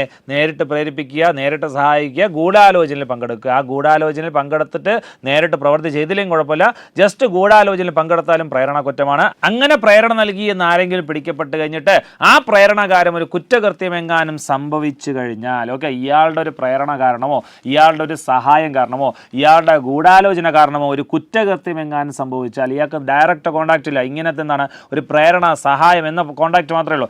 ആ സംഭവം കാരണം ഒരു കുറ്റകൃത്യം സംഭവിച്ചു കഴിഞ്ഞാൽ കുറ്റം ചെയ്യുന്ന വ്യക്തിക്ക് ലഭിക്കുന്ന അതേ ശിക്ഷ, ഒരു വ്യത്യാസവുമില്ല, ജസ്റ്റ് ഒരു പ്രേരണയായാലും സഹായം കൊടുത്താലും കുറ്റം ചെയ്യുന്ന വ്യക്തിക്ക് ലഭിക്കുന്ന അതേ ശിക്ഷ തന്നെ പ്രേരണ നൽകുന്ന വ്യക്തിക്കും ലഭിക്കും എന്ന് പറയുന്ന സെക്ഷനാണ് സെക്ഷൻ 17. പ്രേരിപ്പിക്കാൻ പാടില്ല. എന്തൊക്കെയാണ് പ്രേരണ എന്ന് 3 കണ്ടീഷൻ പറഞ്ഞു. ചെയ്തു കഴിഞ്ഞ് പിടിക്കപ്പെട്ട് കഴിഞ്ഞാൽ പ്രേരണാ കുറ്റം ആരോപിക്കപ്പെട്ട് കഴിഞ്ഞാൽ പ്രത്യേക ശിക്ഷയൊന്നും അന്വേഷിച്ച് പോകേണ്ട ആവശ്യമില്ല, കുറ്റവാളിക്ക് ലഭിക്കുന്ന സെയിം ശിക്ഷ തന്നെ പ്രേരണ നൽകുന്ന വ്യക്തിക്ക് ലഭിക്കും. എന്തൊക്കെ പ്രേരണ എന്ന് അറിഞ്ഞിരിക്കണം? നേരിട്ട് ഒരാളെ കുറ്റം ചെയ്യാൻ പ്രേരിപ്പിക്കാൻ പാടില്ല, നേരിട്ട് ഒരു സഹായം നൽകി കുറ്റം ചെയ്യാൻ പ്രേരിപ്പിക്കാൻ പാടില്ല, ഒരു ഗൂഢാലോചനയിൽ പങ്കെടുക്കാൻ പാടില്ല, പങ്കെടുത്തത് കാരണം കുറ്റകൃത്യം നടന്നാൽ ഇയാളുടെ പങ്കില്ലാതെ കുറ്റകൃത്യം നടന്നാലും ഗൂഢാലോചന ചെയ്തത് കാരണം പ്രേരണാ കുറ്റം ആരോപിക്കപ്പെടും. ഈ പ്രേരണ കാരണം ഒരു കുറ്റകൃത്യം എങ്ങാനും സംഭവിച്ചു കഴിഞ്ഞാൽ കുറ്റം ചെയ്തവനെ അറസ്റ്റ് ചെയ്യും, അല്ലെങ്കിൽ കുറ്റം ചെയ്തവനും ശിക്ഷിക്കപ്പെടും, പ്രേരണ നൽകിയ വ്യക്തിക്ക് ശിക്ഷിക്കപ്പെടും. കുറ്റം ചെയ്ത വ്യക്തിക്ക് പ്രേരണ നൽകുന്ന വ്യക്തിക്കും ശിക്ഷയിൽ ഒരു വ്യത്യാസമില്ല. പ്രേരണാ കുറ്റം ആരോപിക്കപ്പെട്ടാൽ കുറ്റം ചെയ്യുന്ന വ്യക്തിക്ക് എന്ത് ശിക്ഷയാണ് കിട്ടുന്നത്? വധശിക്ഷയാണെങ്കിൽ സെയിം ശിക്ഷ പ്രേരണ നൽകുന്ന വ്യക്തിക്കും ലഭിക്കും എന്ന് പറയുന്ന സെക്ഷൻ 17. കൂടാതെ നമ്മുടെ അധ്യായത്തിൽ പ്രേരിപ്പിക്കാനും പാടില്ല, കുറ്റം ചെയ്യാൻ ശ്രമിക്കാനും പാടില്ല എന്ന് പറഞ്ഞു. ആ ശ്രമവുമായി ബന്ധപ്പെട്ട കണ്ടീഷനാണ് സെക്ഷൻ 18 സൂചിപ്പിക്കുന്നത്. ഓക്കെ, സെക്ഷൻ 18, ഈ നിയമപ്രകാരമുള്ള ഏതെങ്കിലും കുറ്റം ചെയ്യാനോ ചെയ്യിപ്പിക്കാനോ ആരെങ്കിലും ശ്രമിക്കുകയോ, ഓക്കെ, ജസ്റ്റ് ട്രൈ ചെയ്തേ ഉള്ളൂ, അങ്ങനെ ഒരു കുറ്റകൃത്യം നടന്നിട്ടില്ല, എന്താണ് ശ്രമിച്ചേ ഉള്ളൂ. ഓക്കെ, ഈ നിയമപ്രകാരമുള്ള ഏതെങ്കിലും കുറ്റം, ഓക്കെ, സെക്ഷൻ 3 കുറ്റം പറഞ്ഞു, 5 പറഞ്ഞു, 7 പറഞ്ഞു, 9, 11 എല്ലാം പറഞ്ഞു. അങ്ങനെ ഏതെങ്കിലും ഒരു കുറ്റകൃത്യം ചെയ്യാൻ ശ്രമിച്ചു കഴിഞ്ഞാൽ, ഓക്കെ, അത് കാരണം കുറ്റകൃത്യ ബന്ധപ്പെട്ട ഏതെങ്കിലും പ്രവർത്തികൾ സംഭവിച്ചാൽ, അല്ലേ, ഒരു കുറ്റകൃത്യം ചെയ്യാൻ ശ്രമിക്കുമ്പോൾ അയാൾ ശ്രമിച്ചു എന്ന് അറിയണമെങ്കിൽ എന്താണ്, പൂർണ്ണമായ ഒരു കുറ്റകൃത്യം നടക്കാതെ കുറ്റകൃത്യത്തിന് മുമ്പേ, അല്ലെ, കുറ്റകൃത്യത്തിലേക്ക് നയിക്കുന്ന എന്തെങ്കിലും ഒരു പ്രവൃത്തി, അപ്പോഴല്ലേ അറിയത്തുള്ളൂ ഇന്ന ആളിങ്ങനെ ചെയ്യാൻ ശ്രമിച്ചു, ഇന്ന ആളിങ്ങനെ പീഡിപ്പിക്കാൻ ശ്രമിച്ചു, അല്ലെങ്കിൽ ഇന്ന ആളിങ്ങനെ ഉപദ്രവിക്കാൻ ശ്രമിച്ചു എന്നറിയാൻ പറ്റത്തുള്ളൂ. ഓക്കെ, ഒരു ശ്രമം കാരണം, അത് കാരണം എന്തെങ്കിലും പ്രവൃത്തി സംഭവിച്ചാൽ ഈ നിയമപ്രകാരമുള്ള ഏതെങ്കിലും കുറ്റം ചെയ്യാനോ ചെയ്യിപ്പിക്കാനോ ആരെങ്കിലും ശ്രമിക്കുകയും ആ ശ്രമം ആരെങ്കിലും അറിയുന്നു, ഓക്കെ, അത് കാരണം കുറ്റകൃത്യം ബന്ധപ്പെട്ട ഏതെങ്കിലും പ്രവൃത്തി, ചെറിയൊരു പ്രവൃത്തി സംഭവിച്ചാൽ ജീവപര്യന്തം തടവിൻ്റെ പകുതി കാലത്തേക്കുള്ള ശിക്ഷ കിട്ടും. അല്ലെങ്കിൽ ആ കുറ്റകൃത്യത്തിന് നൽകിയിട്ടുള്ള ഏറ്റവും ദൈർഘ്യമേറിയ തടവിൻ്റെ പകുതി കാലത്തേക്കോ ഉള്ള തടവ് ശിക്ഷയോ അല്ലെങ്കിൽ പിഴ ശിക്ഷയോ ചിലപ്പോൾ രണ്ടും കൂടി ലഭിക്കുന്നതാണ് എന്ന് പറയുന്ന സെക്ഷനാണ് സെക്ഷൻ 18. സെക്ഷൻ 3 തന്നെ ഉദാഹരണം എടുക്കാം, അല്ലെങ്കിൽ സെക്ഷൻ 7 ഉദാഹരണം എടുക്കാം. ലൈംഗിക ചിന്തയോടുകൂടി ഒരു കുട്ടിയെ സ്പർശിക്കാൻ പാടില്ല എന്ന് പറഞ്ഞു. ഓക്കെ, ഒരു കുട്ടിയെ സ്പർശിക്കാൻ പാടില്ല, ചെയ്തു കഴിഞ്ഞാൽ 3 വർഷം മുതൽ 5 വർഷം വരെ തടവെന്നാണ് അവിടെ പറഞ്ഞു. ഓക്കെ, അപ്പോൾ അങ്ങനെ സ്പർശിക്കുന്ന വ്യക്തിക്ക് ആ ശിക്ഷ കിട്ടും. ഓക്കെ, അങ്ങനെ സ്പർശിക്കാൻ ഒരു വ്യക്തി ശ്രമിക്കുന്നു, ആ ശ്രമം ആ കുട്ടി തിരിച്ചറിഞ്ഞിട്ട് എന്താണ്, ആ ശ്രമത്തിനെ വിഫലമാക്കുന്നു. പക്ഷേ ആ ശ്രമം നടന്നു എന്ന് കുട്ടിക്ക് മനസ്സിലായി. ഓക്കെ, ആ ശ്രമം കാരണം എന്തെങ്കിലും ചെറിയ പ്രവൃത്തി, ഇങ്ങനെ സ്പർശിക്കാൻ വരുന്നു, എന്നെ ആവശ്യമില്ല സ്പർശിക്കാൻ വരുന്നു എന്ന് പറഞ്ഞുകൊണ്ട് അവരുടെ ശ്രമം നടന്നതായിട്ട് തിരിച്ചറിയപ്പെടുന്നു, അങ്ങനെ പ്രവൃത്തി പുറത്തറിയപ്പെടുന്നു അങ്ങനെ ചെയ്യുവാണെങ്കിൽ, അങ്ങനെ ഒരു ശ്രമം പുറത്തറിയുകയാണെങ്കിൽ ഒന്നുകിൽ ജീവപര്യന്തം കാലത്തിന്റെ പകുതി കാലത്തേക്കോ, ജീവപര്യന്തം ഒരു 14 വർഷമൊക്കെയാണ് പറയുന്നത്, മറ്റു ചില ശിക്ഷയിൽ എന്താണ് ജീവിതത്തിന്റെ അവസാന കാലഘട്ടം വരെ എന്നൊക്കെ പറയുന്നുണ്ട്. അപ്പോൾ ഒന്നുകിൽ ജീവപര്യന്തം കാലത്തിന്റെ പകുതി കാലത്തേക്കോ, അല്ലെങ്കിൽ ആ കുറ്റകൃത്യത്തിന് പ്രഖ്യാപിച്ചിട്ടുള്ള ശിക്ഷ, അതായത് ആവശ്യമില്ലാതെ സ്പർശിച്ചാൽ 3 വർഷം മുതൽ 5 വർഷം വരെ, അതിൻ്റെ ഏറ്റവും ദൈർഘ്യമായ വർഷം 5 വർഷം, അതിൻ്റെ പകുതി കാലത്തേക്കോ, അപ്പോൾ 2.5 വർഷം, ആ കാലത്തേക്കോ ശിക്ഷ അനുഭവിക്കേണ്ടി വരും എന്ന് പറയുന്ന സെക്ഷനാണ് സെക്ഷൻ 18. ഓക്കെ, പ്രേരിപ്പിക്കാനും പാടില്ല, അല്ലെങ്കിൽ എന്താണ്, ശ്രമിക്കാനും പാടില്ല. പ്രേരിപ്പിച്ചത് കാരണം എന്തെങ്കിലും സംഭവം, കുറ്റകൃത്യം നടന്നു കഴിഞ്ഞാൽ കുറ്റവാളിക്ക് ലഭിക്കുന്ന അതേ ശിക്ഷ തന്നെ പ്രേരണ നൽകുന്ന വ്യക്തിക്ക് ലഭിക്കും. കൂടാതെ ഒരു കുറ്റം ചെയ്യാൻ ശ്രമിച്ചു, അങ്ങനെ ശ്രമിച്ചു എന്ന് എന്തെങ്കിലും ആരെങ്കിലും പുറത്തറിഞ്ഞു കഴിഞ്ഞാൽ, ആ ശ്രമവുമായി ബന്ധപ്പെട്ട എന്തെങ്കിലും പ്രവർത്തികൾ പുറത്ത് വന്നു കഴിഞ്ഞാൽ ശ്രമിക്കുന്ന വ്യക്തിക്ക് ഒന്നുകിൽ ജീവപര്യന്തം കാലത്തിൻ്റെ പകുതി കാലത്തേക്കോ, അല്ലെങ്കിൽ എന്താണോ കുറ്റം ചെയ്യാൻ ശ്രമിച്ചത് അതിനൊരു ശിക്ഷ 3, 5, 7, 9, 11 ആ പറഞ്ഞ പ്രവർത്തികൾ ശിക്ഷ 4, 6, 8, 10, 12 പറഞ്ഞിട്ടുണ്ട്. ആ പറഞ്ഞിട്ടുള്ള ഏതെങ്കിലും ശിക്ഷയുടെ പകുതി, ഏറ്റവും ദൈർഘ്യമായ ശിക്ഷയുടെ പകുതി കാലത്തേക്കോ, അതായത് 10 വർഷം മുതൽ ജീവപര്യന്തം, അപ്പോൾ അവിടെ ജീവപര്യന്തം പറയാം, ജീവപര്യന്തത്തിൻ്റെ പകുതി കാലത്ത്, അല്ലേ, 20 വർഷം മുതൽ ജീവപര്യന്തം, അവിടെയും ജീവപര്യന്തത്തിൻ്റെ പകുതി കാലത്തേക്ക് എടുക്കാം, അല്ലേ, പക്ഷേ അവിടെ ജീവപര്യന്തം എന്താണ്, ഇതാണ് പറഞ്ഞിരിക്കുന്നത്, ശേഷിക്കുന്ന ജീവിത കാലയളവ്. അപ്പോൾ അങ്ങനെയുള്ള കാര്യങ്ങൾ വരുമ്പോൾ ജീവപര്യന്തം തന്നെയാണ് എടുക്കുന്നത്. അല്ലെങ്കിൽ ആവശ്യമില്ലാതെ സ്പർശിച്ചാൽ 3 വർഷം മുതൽ 5 വർഷം വരെ, അതിൻ്റെ ഏറ്റവും ദൈർഘ്യമായ വർഷം 5 വർഷം. അല്ലാതെ ആവശ്യമില്ലാത്ത സ്പർശനം ചെയ്യുന്നത് ഏതെങ്കിലും ഉത്തരവാദിത്തപ്പെട്ട സ്ഥാനത്തിരിക്കുന്ന വ്യക്തിയാണെങ്കിൽ 5 വർഷം മുതൽ 7 വർഷം, അവിടെ ഏറ്റവും ദൈർഘ്യം 7 വർഷം. അങ്ങനെ ചെയ്യാൻ ശ്രമിക്കുന്ന കുറ്റത്തിൻ്റെ ഏറ്റവും ദൈർഘ്യമായ വർഷം തടവ് ശിക്ഷ എത്രയാണോ അതിൻ്റെ പകുതി കാലത്തേക്കോ ശിക്ഷ ലഭിച്ചിരിക്കും, ശ്രമിക്കുന്നവനും ശിക്ഷ ലഭിച്ചിരിക്കും എന്ന് പറയുന്ന സെക്ഷൻ 18. ഓക്കെ, അപ്പോൾ അധ്യായം കുറ്റകൃത്യം, പോക്സോ ആക്ട് പ്രകാരം കുറ്റകൃത്യം ചെയ്യാൻ പ്രേരിപ്പിക്കാനും പാടില്ല, സഹായം നൽകാൻ പാടില്ല, അല്ലെങ്കിൽ ഗൂഢാലോചനയിൽ പങ്കെടുക്കാൻ പാടില്ല, കൂടാതെ ചെയ്യാൻ ശ്രമിക്കാനും പാടില്ല. ശ്രമിച്ചു എന്ന് അറിഞ്ഞുകൊണ്ട് പുറത്തെന്തെങ്കിലും പ്രവൃത്തികൾ പുറത്ത് അറിഞ്ഞു കഴിഞ്ഞാൽ അത് ശ്രമത്തിൻ്റെ കുറ്റകരമാണ്. പ്രേരിപ്പിക്കുന്ന വ്യക്തിക്ക് പിന്നെ നോക്കാനൊന്നുമില്ല, കുറ്റകൃത്യം ചെയ്യുന്ന വ്യക്തിക്ക് ലഭിക്കുന്ന സെയിം ശിക്ഷ. പക്ഷേ ശ്രമം നടത്തിയ വ്യക്തിക്ക് എന്താണ്, പകുതി കാലത്തേക്ക്, ഒന്നുകിൽ ജീവപര്യന്തം തടവിൻ്റെ പകുതി കാലത്തേക്കോ, അല്ലെങ്കിൽ എന്ത് കുറ്റമാണോ ചെയ്യാൻ ശ്രമിച്ച് പുറത്തറിഞ്ഞത് ആ കുറ്റത്തിന് ഏറ്റവും ദൈർഘ്യമായ ശിക്ഷ എത്ര പറഞ്ഞിട്ടുണ്ടോ അതിൻ്റെ പകുതി കാലത്തേക്കോ. അപ്പം നമ്മുടെ സെക്ഷൻ 5 പ്രകാരം പറയുന്നു, അഗ്രവേറ്റഡ് പെനിട്രേറ്റീവ് സെക്ഷൽ അസോൾട്ട്, തീവ്രമായ ഗൗരവതരമായ ലൈംഗിക കടന്നുകയറ്റത്തിലുള്ള ആക്രമണം. അവിടെ പറഞ്ഞതാണ് 20 വർഷം മുതൽ ജീവപര്യന്തം തടവ്, ആ ജീവപര്യന്തം എന്താണ്, ശേഷിക്കുന്ന ജീവിത കാലയളവ്, അപ്പോൾ അതിൻ്റെ പകുതി കാലം എടുക്കാൻ പറ്റില്ലല്ലോ. അപ്പോൾ അങ്ങനെ വരുമ്പോൾ എന്താണ്, അവിടെ ജീവപര്യന്തം കാലത്തിൻ്റെ പകുതി കാലത്തേക്കോ, മറ്റ് ശിക്ഷകൾക്ക് എന്താണ്, ദൈർഘ്യമായ ശിക്ഷ ഇവിടെ പറഞ്ഞിട്ടുണ്ടോ അതിൻ്റെ പകുതി കാലത്തേക്കോ ശിക്ഷ ശ്രമിക്കുന്നവൻ ലഭിക്കും എന്നാണ് സെക്ഷൻ 18 പറഞ്ഞത്. അധ്യായം 4 സെക്ഷൻ 16 മുതൽ 18 വരെ. അടുത്ത അധ്യായം 5. അപ്പോൾ നമ്മുടെ കുറ്റകൃത്യങ്ങൾ, കുട്ടികൾക്കെതിരെയുള്ള എല്ലാ ലൈംഗിക കുറ്റകൃത്യങ്ങൾ 2ാമത്തെ ചാപ്റ്ററിൽ പറഞ്ഞു. പിന്നെ കുട്ടികളെ അശ്ലീല കാര്യങ്ങൾ ഉപയോഗിക്കാൻ പാടില്ല എന്ന് ചാപ്റ്റർ 3 പറഞ്ഞു. 4ാമത്തെ അധ്യായത്തിൽ കുറ്റകൃത്യം ചെയ്യാൻ ശ്രമിക്കാനും പാടില്ല, പ്രേരിപ്പിക്കാനും പാടില്ല എന്ന് പറഞ്ഞു. അപ്പോൾ കുറ്റകൃത്യവും അതുമായി റിലേറ്റ് ചെയ്ത സംഭവങ്ങളൊക്കെ ചാപ്റ്റേഴ്സ് കഴിഞ്ഞു. അടുത്ത 5ാമത്തെ ചാപ്റ്ററാണ് കേസുകൾ റിപ്പോർട്ട് ചെയ്യുന്നതിനുള്ള നടപടികൾ. വകുപ്പുകൾ സെക്ഷൻസ് 19 മുതൽ 23 വരെ. കേസുകൾ എങ്ങനെ റിപ്പോർട്ട് ചെയ്യണം, പോക്സോ കേസുകൾ റിപ്പോർട്ട് ചെയ്യേണ്ട പ്രൊസീജിയറാണ് ഉദ്ദേശിക്കുന്നത്. അപ്പോൾ പോക്സോ കേസുകൾ തീവ്രമായ കുറ്റകൃത്യങ്ങളാണ്, മറ്റ് കുറ്റകൃത്യങ്ങളെ പോലെയല്ല. റിപ്പോർട്ട് ചെയ്യുമ്പോൾ കുറേ പ്രൊസീജിയേഴ്സ്, അല്ലെങ്കിൽ കുറേ പ്രോട്ടോകോൾസ് പോലെ പാലിക്കേണ്ടതുണ്ട്. ഏതൊരു സാധാരണക്കാരനും, ഏതൊരു ഇന്ത്യയിൽ താമസിക്കുന്ന ഏതൊരു ഇന്ത്യൻ പൗരനും പാലിക്കേണ്ട, അവരുൾപ്പെടെ പാലിക്കേണ്ട കുറേ കാര്യങ്ങൾ പറയുന്നുണ്ട്. അപ്പോൾ നമ്മളെപ്പോലത്തെ ഏതൊരു സാധാരണക്കാരന് പോക്സോ കേസ് അറിഞ്ഞിട്ട് അത് മറച്ചു വയ്ക്കുകയാണെങ്കിൽ നമുക്ക് തടവ് ശിക്ഷ ഉൾപ്പെടെയുള്ള വ്യവസ്ഥകൾ പറയുന്നുണ്ട്. അതിനെക്കുറിച്ചെല്ലാം പറയുന്ന ചാപ്റ്ററാണ് 5ാമത് ചാപ്റ്റർ. മറ്റ് കുറ്റകൃത്യങ്ങളെ പോലെയല്ല, വ്യത്യസ്തമായ അല്ലെങ്കിൽ സ്ട്രിക്റ്റായിട്ട് ഫോളോ ചെയ്യേണ്ട പ്രൊസീജിയേഴ്സാണ് ഈ ചാപ്റ്ററിൽ ഉദ്ദേശിക്കുന്നത്. സെക്ഷൻസ് 19 മുതൽ 23 വരെ. ആദ്യം സെക്ഷൻ 19. ഈ നിയമപ്രകാരം ഒരു കുറ്റം സംഭവിക്കും എന്നറിഞ്ഞാലോ അല്ലെങ്കിൽ സംഭവിച്ചു എന്നറിഞ്ഞാലോ, ഒരു കുറ്റകൃത്യം സംഭവിച്ചാലും സംഭവിക്കാൻ പോകുന്നുണ്ട് എന്ന് വിവരം കിട്ടിയാലോ ഒരു വ്യക്തി ആ വിവരം റിപ്പോർട്ട് ചെയ്യേണ്ടതാണ്. കുട്ടികൾ ഉൾപ്പെടെയുള്ള ഏതൊരു വ്യക്തിയും അത് റിപ്പോർട്ട് ചെയ്യേണ്ടതാണ്. പോക്സോ നിയമത്തിനകത്ത് കുട്ടികളും വിവരങ്ങൾ ലഭിച്ചു കഴിഞ്ഞാൽ റിപ്പോർട്ട് ചെയ്യണം, അവർക്കും അതിനുള്ള അവകാശം അല്ലെങ്കിൽ അവർക്കും അതിനുള്ള ഉത്തരവാദിത്തമുണ്ട് എന്നാണ് പറഞ്ഞിരിക്കുന്നത്. കുട്ടികളുടെ കാര്യങ്ങൾ അങ്ങനെ നിർബന്ധിക്കാൻ പറ്റത്തില്ല. ചിലപ്പോൾ അവർക്കൊരു പേടിയോ അങ്ങനെ എന്തെങ്കിലും സംഭവം ഉണ്ടെങ്കിൽ ചിലപ്പോൾ പറയത്തില്ലായിരിക്കും. എന്നാലും കുട്ടികളും റിപ്പോർട്ട് ചെയ്യാൻ ഉത്തരവാദിത്തപ്പെട്ടവരാണ് എന്ന് ഇതിനകത്ത് എടുത്ത് പറയുന്നുണ്ട്. ഒരു കുറ്റകൃത്യം പോക്സോ നിയമപ്രകാരം ഒരു കുറ്റകൃത്യം സംഭവിച്ചാൽ മാത്രമല്ല, സംഭവിക്കും എന്ന് വിവരം ലഭിച്ചാലോ സംഭവിക്കാൻ പോകുന്നുണ്ട് എന്ന് വിവരം ലഭിച്ചാലോ അതിനെക്കുറിച്ച് ഏതൊരു വ്യക്തിയും കൃത്യമായി റിപ്പോർട്ട് ചെയ്തിരിക്കേണ്ടതാണ്. കുട്ടികൾ ഉൾപ്പെടെയുള്ള വ്യക്തികൾ ഇതറിഞ്ഞു കഴിഞ്ഞാൽ റിപ്പോർട്ട് ചെയ്യണമെന്നാണ് പറഞ്ഞിരിക്കുന്നത്. ഇനി എവിടെയാണ് റിപ്പോർട്ട് ചെയ്യേണ്ടത് എന്ന് 2 വ്യക്തമായ സ്ഥലങ്ങൾ പറയുന്നുണ്ട്. ഒന്ന് സ്പെഷ്യൽ ജുവനൈൽ പോലീസ് യൂണിറ്റിൽ റിപ്പോർട്ട് ചെയ്യണം, അല്ലെങ്കിൽ ലോക്കൽ പോലീസ് യൂണിറ്റിലുമാണ് റിപ്പോർട്ട് ചെയ്യേണ്ടത്. പോക്സോ നിയമപ്രകാരമുള്ള കേസുകൾ റിപ്പോർട്ട് ചെയ്യേണ്ട സ്ഥലങ്ങൾ എവിടെയൊക്കെയും ചോദിച്ചു കഴിഞ്ഞാൽ ഒന്ന് ലോക്കൽ പോലീസ് യൂണിറ്റോ മറ്റൊന്ന് സ്പെഷ്യൽ ജുവനൈൽ പോലീസ് യൂണിറ്റിലുമാണ് റിപ്പോർട്ട് ചെയ്യേണ്ടത്. അപ്പോൾ മറ്റെവിടെയെങ്കിലും പരാതി കൊടുത്തു കഴിഞ്ഞാൽ അവസാനം അവർ ഫോർവേഡ് ചെയ്ത് എവിടെ എത്തും? ഈ 2 സ്ഥലങ്ങളിലാണ് എത്തേണ്ടത്. ഇവരാണ് അന്വേഷിക്കേണ്ടത്, ഇവരുടെ കയ്യിലാണ് ഈ റിപ്പോർട്ട് ചെയ്യേണ്ടത് എന്നാണ് ഇതിനകത്ത് പറയുന്നത്. അപ്പോൾ വ്യക്തമായിട്ട് പോക്സോ നിയമത്തിൻ്റെ കേസുകൾ റിപ്പോർട്ട് ചെയ്യുന്ന സ്ഥലം പറഞ്ഞിരിക്കുന്നുണ്ട്. എടുത്ത് പറഞ്ഞിട്ടുള്ള 2 സ്ഥാപനമായിട്ട് അത് ശ്രദ്ധിച്ചോളാം. പോക്സോ നിയമപ്രകാരമുള്ള കേസുകൾ റിപ്പോർട്ട് ചെയ്യപ്പെടേണ്ടത് എവിടെയൊക്കെയാണെന്ന് ചോദിച്ചു കഴിഞ്ഞാൽ ഒന്ന് ലോക്കൽ പോലീസ് യൂണിറ്റ് അല്ലെങ്കിൽ സ്പെഷ്യൽ ജുവനൈൽ പോലീസ് യൂണിറ്റിലുമാണ് റിപ്പോർട്ട് ചെയ്യേണ്ടത്. ഇനി റിപ്പോർട്ട് ചെയ്ത് കഴിഞ്ഞാലോ അവിടെ പോലീസുകാർ പോലീസ് സ്റ്റേഷനിൽ അവർ കൈക്കൊള്ളേണ്ട നടപടിയാണ് പറയുന്നത്. ഇത്തരത്തിൽ നൽകപ്പെട്ട റിപ്പോർട്ട് എൻട്രി നമ്പർ നൽകി എഴുതി രേഖപ്പെടുത്തണം. പോക്സോ മറ്റൊരു പരാതിയുമായി പോലീസ് സ്റ്റേഷനിൽ പോകുന്ന പോലെയല്ല, പോക്സോ പ്രകാരം ഒരു വിവരം നമ്മൾ നൽകാൻ പോയി കഴിഞ്ഞാൽ അത് ഉടനെ തന്നെ പോലീസുകാർ എൻട്രി നമ്പർ നൽകി രേഖപ്പെടുത്തണം. മറ്റ് ചില പരാതികൾ കൊടുക്കുന്ന സമയത്ത് ചിലപ്പോൾ പോലീസുകാർ അങ്ങനെ അത് പ്രൊസീജിയർ ഫോളോ ചെയ്യണമെന്നില്ല. ഒരു ജെനുവിൻ ഒരു പരാതി ഒരു വെള്ള പേപ്പറിൽ നമ്മൾ പരാതി കൊടുത്തു കഴിഞ്ഞാൽ അതിനെക്കുറിച്ചൊരു പെട്ടെന്നൊരു അന്വേഷണമൊക്കെ നടത്തിയിട്ട് അല്ലെങ്കിൽ അതിനെക്കുറിച്ചൊന്ന് എന്താണ് പ്രശ്നമെന്ന് അന്വേഷിച്ചിട്ട് എന്നതിൽ മാത്രമേ അവരുടെ റെക്കോർഡ് ബുക്കിലും പിന്നെ FIR ഒക്കെ രജിസ്റ്റർ ചെയ്യാൻ സാധ്യതയുള്ളൂ. പക്ഷേ ഇതങ്ങനെയല്ല.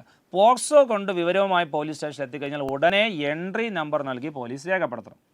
കൂടാതെ പോലീസ് യൂണിറ്റിലെ ബുക്കിലും രേഖപ്പെടുത്തണം. അവരുടെ പോലീസ് ബുക്കിൽ ഇന്ന ദിവസം എന്തെല്ലാം സംഭവങ്ങൾ നടന്നിട്ടുണ്ട് എന്ന് അവരെടുത്തുന്ന അവരുടെ ആ ഒരു ബുക്ക് അവരുടെ പോലീസ് യൂണിറ്റിലെ ബുക്കിലും ഇത്തരം ഈ വിവരത്തിനെ കുറിച്ച് രേഖപ്പെടുത്തണം.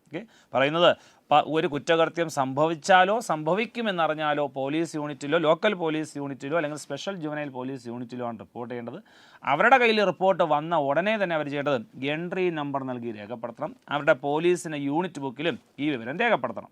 എന്നിട്ട് വിവരം നൽകിയ ആളിനെ റിപ്പോർട്ട് വായിച്ച് കേൾപ്പിക്കണം. എന്താണ് ആ വന്ന വിവരം നൽകിയ വ്യക്തി എന്ത് വിവരമാണ് നൽകിയത് അതിനെ കൃത്യമായി എഴുതി രേഖപ്പെടുത്തി തിരിച്ചവർക്ക് വായിച്ച് കേൾപ്പിക്കണം. അവർ പറഞ്ഞത് തന്നെയാണോ പോലീസ് രേഖപ്പെടുത്തിയത് എന്ന് ഉറപ്പുവരുത്താനുണ്ട്. ഇനി വിവരം നൽകുന്നത് കുട്ടിയാണെങ്കിൽ കുട്ടിക്ക് മനസ്സിലാകുന്ന ലളിതമായ ഭാഷയിലാണ് രേഖപ്പെടുത്തേണ്ടത്. വിവരം നൽകുന്നത് കുട്ടികൾ ഉൾപ്പെടെയുള്ളവർക്ക് വിവരം നൽകാൻ ഉത്തരവാദിത്തമുണ്ട് എന്ന് നമ്മൾ പറഞ്ഞിട്ടുണ്ട്. നമ്മൾ സെക്ഷൻ 19 സ്റ്റാർട്ടിങ്ങിൽ പറഞ്ഞു. അപ്പോൾ അവിടെ ഉദ്ദേശിക്കുന്നത് ഒരു കുട്ടിയാണ് വിവരം നൽകുന്നതെങ്കിൽ കുട്ടിക്ക് മനസ്സിലാകുന്ന ലളിതമായ ഭാഷയിലാണ് റിപ്പോർട്ട് തന്നെ തയ്യാറാക്കേണ്ടത്.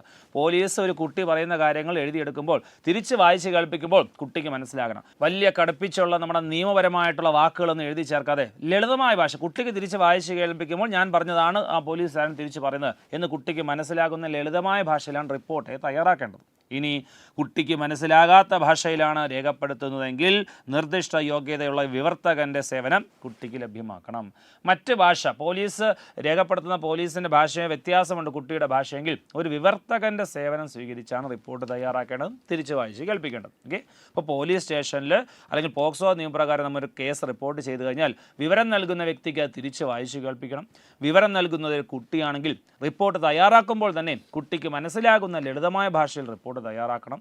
ഇനി കുട്ടിക്ക് മനസ്സിലാകാത്ത ഭാഷയിലാണ് റിപ്പോർട്ട് തയ്യാറാക്കപ്പെടുന്നതെങ്കിൽ ഒരു വിവർത്തകൻ്റെ സേവനം ലഭ്യമാക്കിയിട്ട് അങ്ങോട്ടും ഇങ്ങോട്ടും അവർക്ക് വേണ്ടിയുള്ള കമ്മ്യൂണിക്കേഷന് ഒരു വിവർത്തകൻ്റെ സേവനം ലഭ്യമാക്കണം. അങ്ങനെ റിപ്പോർട്ടൊക്കെ തയ്യാറാക്കി തുടർന്ന് ചെയ്യേണ്ട കാര്യങ്ങൾ: സ്പെഷ്യൽ ജുവനൈൽ പോലീസ് യൂണിറ്റിലോ ലോക്കൽ പോലീസിനോ ഇരയായ കുട്ടിക്ക് സംരക്ഷണം ആവശ്യമുണ്ടെന്ന് ബോധ്യപ്പെട്ടാലോ അല്ലെങ്കിൽ കുട്ടിയെ ഷെൽട്ടർ ഹോമിലോ ആശുപത്രിയിലോ പ്രവേശിപ്പിക്കുന്ന ഉൾപ്പെടെയുള്ള നടപടികൾ റിപ്പോർട്ട് ചെയ്ത് കേസുകൾ റിപ്പോർട്ട് ചെയ്ത് 24 മണിക്കൂറിനകത്ത് സ്വീകരിക്കണം. ഓക്കെ, പോക്സോ നിയമപ്രകാരം ഒരു കേസ് റിപ്പോർട്ട് ചെയ്യണം. അത് റിപ്പോർട്ട് ചെയ്ത് കേസുകൾ റിപ്പോർട്ട് ചെയ്ത് 24 മണിക്കൂറിനകത്ത് ചെയ്യേണ്ട കാര്യങ്ങളാണ്.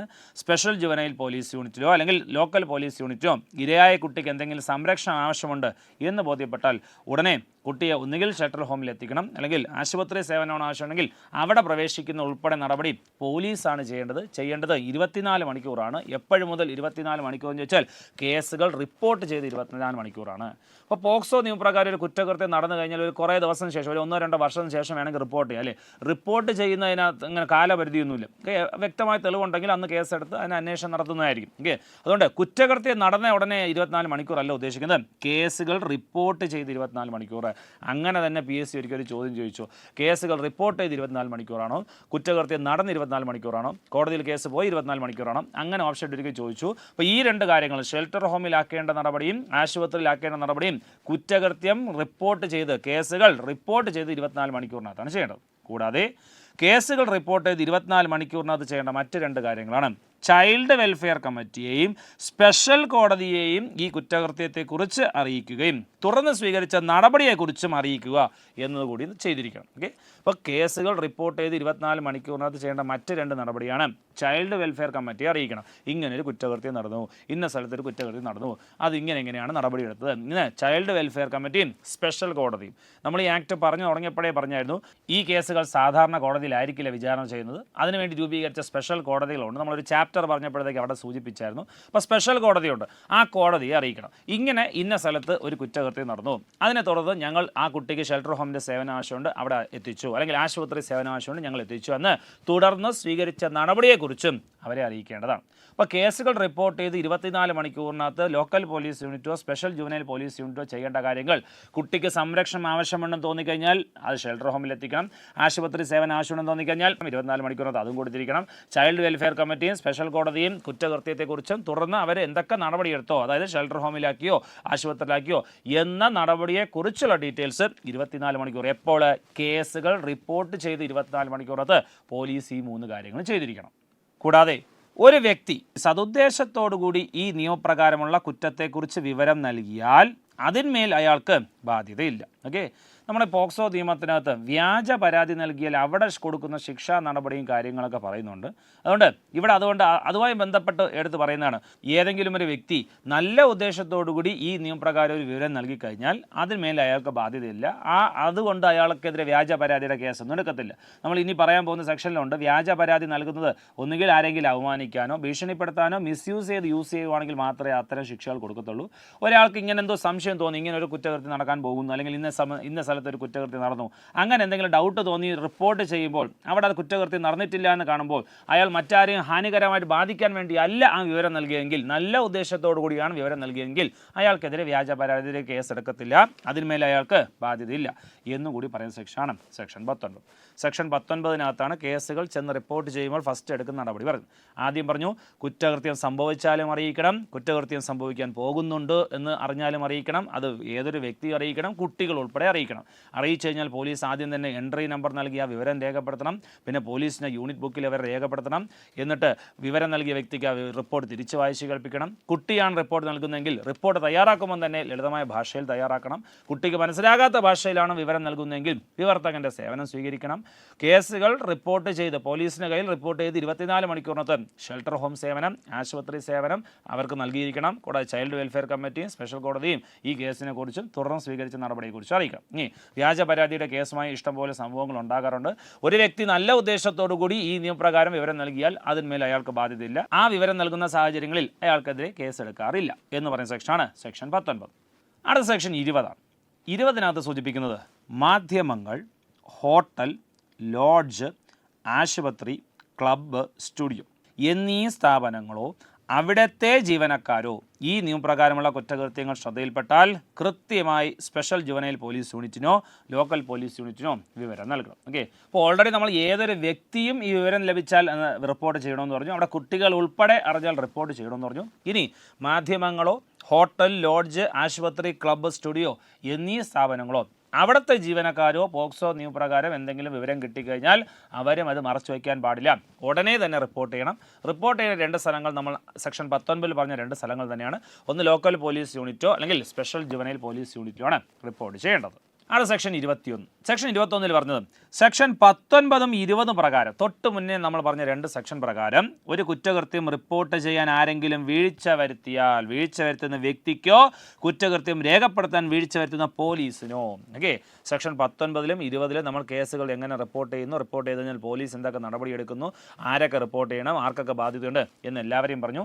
ആ 19ലോ 20ഓ പ്രകാരം ആരെങ്കിലും റിപ്പോർട്ട് ചെയ്യാൻ വീഴ്ച വരുത്തുകയോ പോലീസിൻ്റെ കയ്യിൽ വിവരം നൽകുമ്പോൾ പോലീസ് ആ വിവരം രേഖപ്പെടുത്താൻ വീഴ്ച വരുത്തുകയോ ചെയ്തു കഴിഞ്ഞാൽ 6 മാസം വരെ തടവോ പിഴയോ രണ്ടും കൂടിയോ ലഭിക്കുന്നതാണ്. ഓക്കെ, അപ്പം 19 പ്രകാരം 20 പ്രകാരം ഞാൻ നേരത്തെ പറഞ്ഞു, നമ്മളെ പോലത്തെ ഏതൊരു സാധാരണക്കാരും പോക്സോ നിയമപ്രകാരം ഒരു വിവരം കിട്ടിക്കഴിഞ്ഞാൽ അത് മറച്ചു വയ്ക്കാൻ പാടില്ല, ഉടനെ റിപ്പോർട്ട് ചെയ്യണമെന്നാണ് പറഞ്ഞിരിക്കുന്നത്. അപ്പോൾ അവിടെ വരുന്ന പ്രശ്നമാണ്. അപ്പോൾ ഏതൊരു വ്യക്തി അങ്ങനെ ആരെങ്കിലും മറച്ചു വെച്ചു എന്ന് പിന്നീട് തെളിയപ്പെട്ട് കഴിഞ്ഞാൽ നമ്മൾ വിചാരിക്കും നമ്മൾ എന്തിനാണ് വെറുതെ ബുദ്ധിമുട്ടുന്നത്, ഇതൊക്കെ റിപ്പോർട്ട് ചെയ്ത് അതിൻ്റെ പുറകെ എന്തിനാണ് പോകുന്നത് എന്ന് പറഞ്ഞ് നമ്മൾ മറച്ചു വയ്ക്കുന്നു. പിന്നീട് ഈ കേസ് എങ്ങനെയെങ്കിലും പുറത്ത് വരുന്നു, അത് അന്വേഷിച്ച് വരുമ്പോൾ നമ്മൾ അറിഞ്ഞിട്ട് മറച്ചു വെച്ചു എന്നെങ്ങാനും നമുക്കത് തെളിവ് കിട്ടിക്കഴിഞ്ഞാൽ ഉറപ്പായിട്ട് നമ്മൾ ശിക്ഷിക്കപ്പെടും. 6 മാസം വരെ തടവോ പിഴയോ രണ്ടും കൂടിയോ ലഭിക്കുന്നതാണ് എന്നാണ് പറയുന്നത്. അപ്പോൾ ഏതൊരു വ്യക്തിക്കും ബാധ്യതയാണ്, ഉറപ്പായിട്ടും റിപ്പോർട്ട് ചെയ്തിരിക്കും. പക്ഷേ ഇവിടെ ഒരാളെ ഒഴിവാക്കിയിട്ടുണ്ട്, കുട്ടികൾക്ക് ശിക്ഷയില്ല. ഓക്കെ, സെക്ഷൻ 19 കുട്ടികൾ ഉൾപ്പെടെ ഉള്ളവർ റിപ്പോർട്ട് ചെയ്യണം എന്നാണ് പറഞ്ഞിരിക്കുന്നത്, അല്ലെ, റിപ്പോർട്ട് ചെയ്യാൻ അവർക്ക് ബാധ്യത ഉണ്ടെന്നാണ് പറഞ്ഞിരിക്കുന്നത്. പക്ഷേ ഒരു കുട്ടി റിപ്പോർട്ട് ചെയ്തില്ല എന്ന് പറഞ്ഞുകൊണ്ട് അവർക്ക് ശിക്ഷ കൊടുക്കത്തില്ല. കുട്ടികൾക്ക് അവരുടെ പല സാഹചര്യങ്ങളും ചിലപ്പോൾ ഉണ്ടായിരിക്കും. കുട്ടികൾ റിപ്പോർട്ട് ചെയ്തില്ലെങ്കിൽ അവർക്ക് ശിക്ഷയില്ല. അല്ലാതെയുള്ള ഏതൊരു വ്യക്തിക്ക് എന്താണ് ഇത് റിപ്പോർട്ട് ചെയ്യാൻ ബാധ്യതയുണ്ട്, ഉറപ്പായിട്ട് റിപ്പോർട്ട് ചെയ്തിരിക്കണം, അല്ലെങ്കിൽ പിടിക്കപ്പെടും. പിടിക്കപ്പെട്ട് കഴിഞ്ഞാൽ നമുക്ക് തടവ് ശിക്ഷ ഉറപ്പാണ്. ഓക്കെ, അപ്പോൾ നമ്മൾ സമൂഹത്തിൽ ചിലപ്പോൾ നമ്മളിപ്പം ഇപ്പോഴത്തെ സാഹചര്യമൊക്കെ നമ്മൾ ശ്രദ്ധിക്കുമായിരിക്കും. പോക്സോ കേസുകൾ ഒരുപാട് വരുന്നുണ്ട്, അല്ലേ, പണ്ടൊന്നും ഇത്രയും കേസുകളില്ലായിരുന്നല്ലോ, ഇപ്പം എന്താണ് ഇത്രയും കേസ് എന്ന് ചിലർക്കെങ്കിലും സ്വാഭാവികമായിട്ട് തോന്നിക്കാം. ഓക്കെ, 2 കാര്യങ്ങളാണ്. ഒന്ന്, ശരിക്കും പറഞ്ഞാൽ കുറ്റകൃത്യം അത് കുറയുന്നില്ല, കൂടുക തന്നെയായിരുന്നു. പിന്നെ പണ്ട് ഇതുപോലെ റിപ്പോർട്ടിംഗ് ഒന്നും സ്ട്രിക്റ്റ് ആയിട്ടില്ലാത്തതുകൊണ്ടാണ് അതൊന്നും അങ്ങനെ റിപ്പോർട്ട് ചെയ്യപ്പെടാതെ ചിലപ്പോൾ പോയിട്ടുള്ള ഇഷ്ടം പോലെ സംഭവങ്ങൾ ഉണ്ടായിരുന്നിരിക്കും. അതുകൊണ്ട് ഇപ്പോൾ കൃത്യമായിട്ട്, അതായത് ഉത്തരവാദിത്തപ്പെട്ട സ്ഥാനത്തിരിക്കുന്ന സർക്കാർ ജീവനക്കാരോ അല്ലെങ്കിൽ ആശുപത്രി ജീവനക്കാരോ വിദ്യാഭ്യാസ സേവന ജീവനക്കാരോ കുട്ടികളുമായി ബന്ധപ്പെട്ട് വിവരങ്ങൾ ലഭിക്കുന്ന വ്യക്തികൾ വിവരം കിട്ടിയ ഉടനെ പോലീസിനെ അറിയിക്കുകയാണ് ചെയ്തത്. ആ റിപ്പോർട്ടിംഗ് കൂടെ സ്ട്രോങ് ആയതുകൊണ്ടാണ് കേസുകൾ കൂടി വരുന്നത്. റിപ്പോർട്ടിംഗ് സ്ട്രോങ് ആകാൻ കാരണം തന്നെ എന്താണ്, 6 മാസം വരെ തടവ് ശിക്ഷ റിപ്പോർട്ട് ചെയ്യാത്ത വ്യക്തികൾക്ക് ലഭിക്കുന്നതുകൊണ്ടാണ് അത് സ്ട്രോങ് ആക്കിയത്. അത് സ്ട്രോങ് ആയതോടുകൂടി റിപ്പോർട്ടിങ്ങും ഇഷ്ടം പോലെ ആവുന്നുണ്ട്. ഓക്കെ, കൃത്യമായി ഒരു വിവരം കിട്ടിക്കഴിഞ്ഞാൽ അത് കൃത്യമായി റിപ്പോർട്ട് ചെയ്യപ്പെട്ട് കേസെടുക്കുന്നുണ്ട്. അപ്പോൾ സെക്ഷൻ 21 പറഞ്ഞത് സെക്ഷൻ 19 പ്രകാരമോ 20 പ്രകാരമോ പറഞ്ഞ കാര്യങ്ങളെ ആരെങ്കിലും റിപ്പോർട്ട് ചെയ്യാൻ വീഴ്ച വരുത്തിയാലോ പോലീസിന് വിവരം നൽകുമ്പോൾ അവരത് രേഖപ്പെടുത്താൻ വീഴ്ച വരുത്തിയാലോ കിട്ടുന്ന ശിക്ഷ 6 മാസം വരെ തടവോ അല്ലെങ്കിൽ പിഴയോ അല്ലെങ്കിൽ രണ്ടും കൂടിയോ ലഭിക്കുന്നതാണ്. ഈ ശിക്ഷ ആർക്ക് ബാധകമല്ല, കുട്ടികൾക്ക് ബാധകമല്ല, കുട്ടികളെ ശിക്ഷിക്കത്തില്ല. ഇനി ഏതെങ്കിലും സ്ഥാപന ഉടമകൾ തൻ്റെ സ്ഥാപനത്തിൽ നടന്ന കുറ്റകൃത്യം റിപ്പോർട്ട് ചെയ്തില്ലെങ്കിൽ, തൻ്റെ സ്ഥാപനത്തിൽ നടന്ന കുറ്റകൃത്യമായതുകൊണ്ട് റിപ്പോർട്ട് ചെയ്യപ്പെട്ടാൽ സ്ഥാപനത്തിന് മോശമാണ് എന്ന് വിചാരിച്ച അയാൾ റിപ്പോർട്ട് ചെയ്തില്ലെങ്കിൽ 1 വർഷം വരെ തടവ് ശിക്ഷയും പിഴ ശിക്ഷയും ലഭിക്കും. ഓക്കെ, അപ്പോൾ ഒരു സാധാരണക്കാരൻ വിവരം റിപ്പോർട്ട് ചെയ്തില്ലെങ്കിൽ 6 മാസം വരെ തടവ് ശിക്ഷ, ഒരു സ്ഥാപന ഉടമ തൻ്റെ സ്ഥാപനത്തിൽ നടന്ന കുറ്റകൃത്യം റിപ്പോർട്ട് ചെയ്തില്ലെങ്കിൽ 1 വർഷം വരെ തടവ് ശിക്ഷയാണ് കൊടുക്കുന്നത്. ഇനി പോലീസ് ഈ റിപ്പോർട്ട് രേഖപ്പെടുത്താൻ വീഴ്ച വരുത്തിയാലും അവർക്കും കിട്ടും 6 മാസം തടവ് എന്ന് പറഞ്ഞ സെക്ഷനാണ് സെക്ഷൻ 21. ഓക്കെ, അപ്പോൾ 19 റിപ്പോർട്ട് ചെയ്തിരിക്കണമെന്ന് പറഞ്ഞു, 20 കുറേ സ്ഥാപനങ്ങൾ എടുത്ത് പറഞ്ഞിട്ട് അവർ റിപ്പോർട്ട് ചെയ്യണമെന്ന് പറഞ്ഞു, 21 വ്യക്തികൾ റിപ്പോർട്ട് ചെയ്തില്ലെങ്കിൽ എന്താണ് ശിക്ഷ, സ്ഥാപന ഉടമ സ്ഥാപനത്തിൽ നടന്ന കുറ്റകൃത്യം മറച്ചു വെച്ചാൽ എന്താണ് ശിക്ഷ എന്ന് പറഞ്ഞു.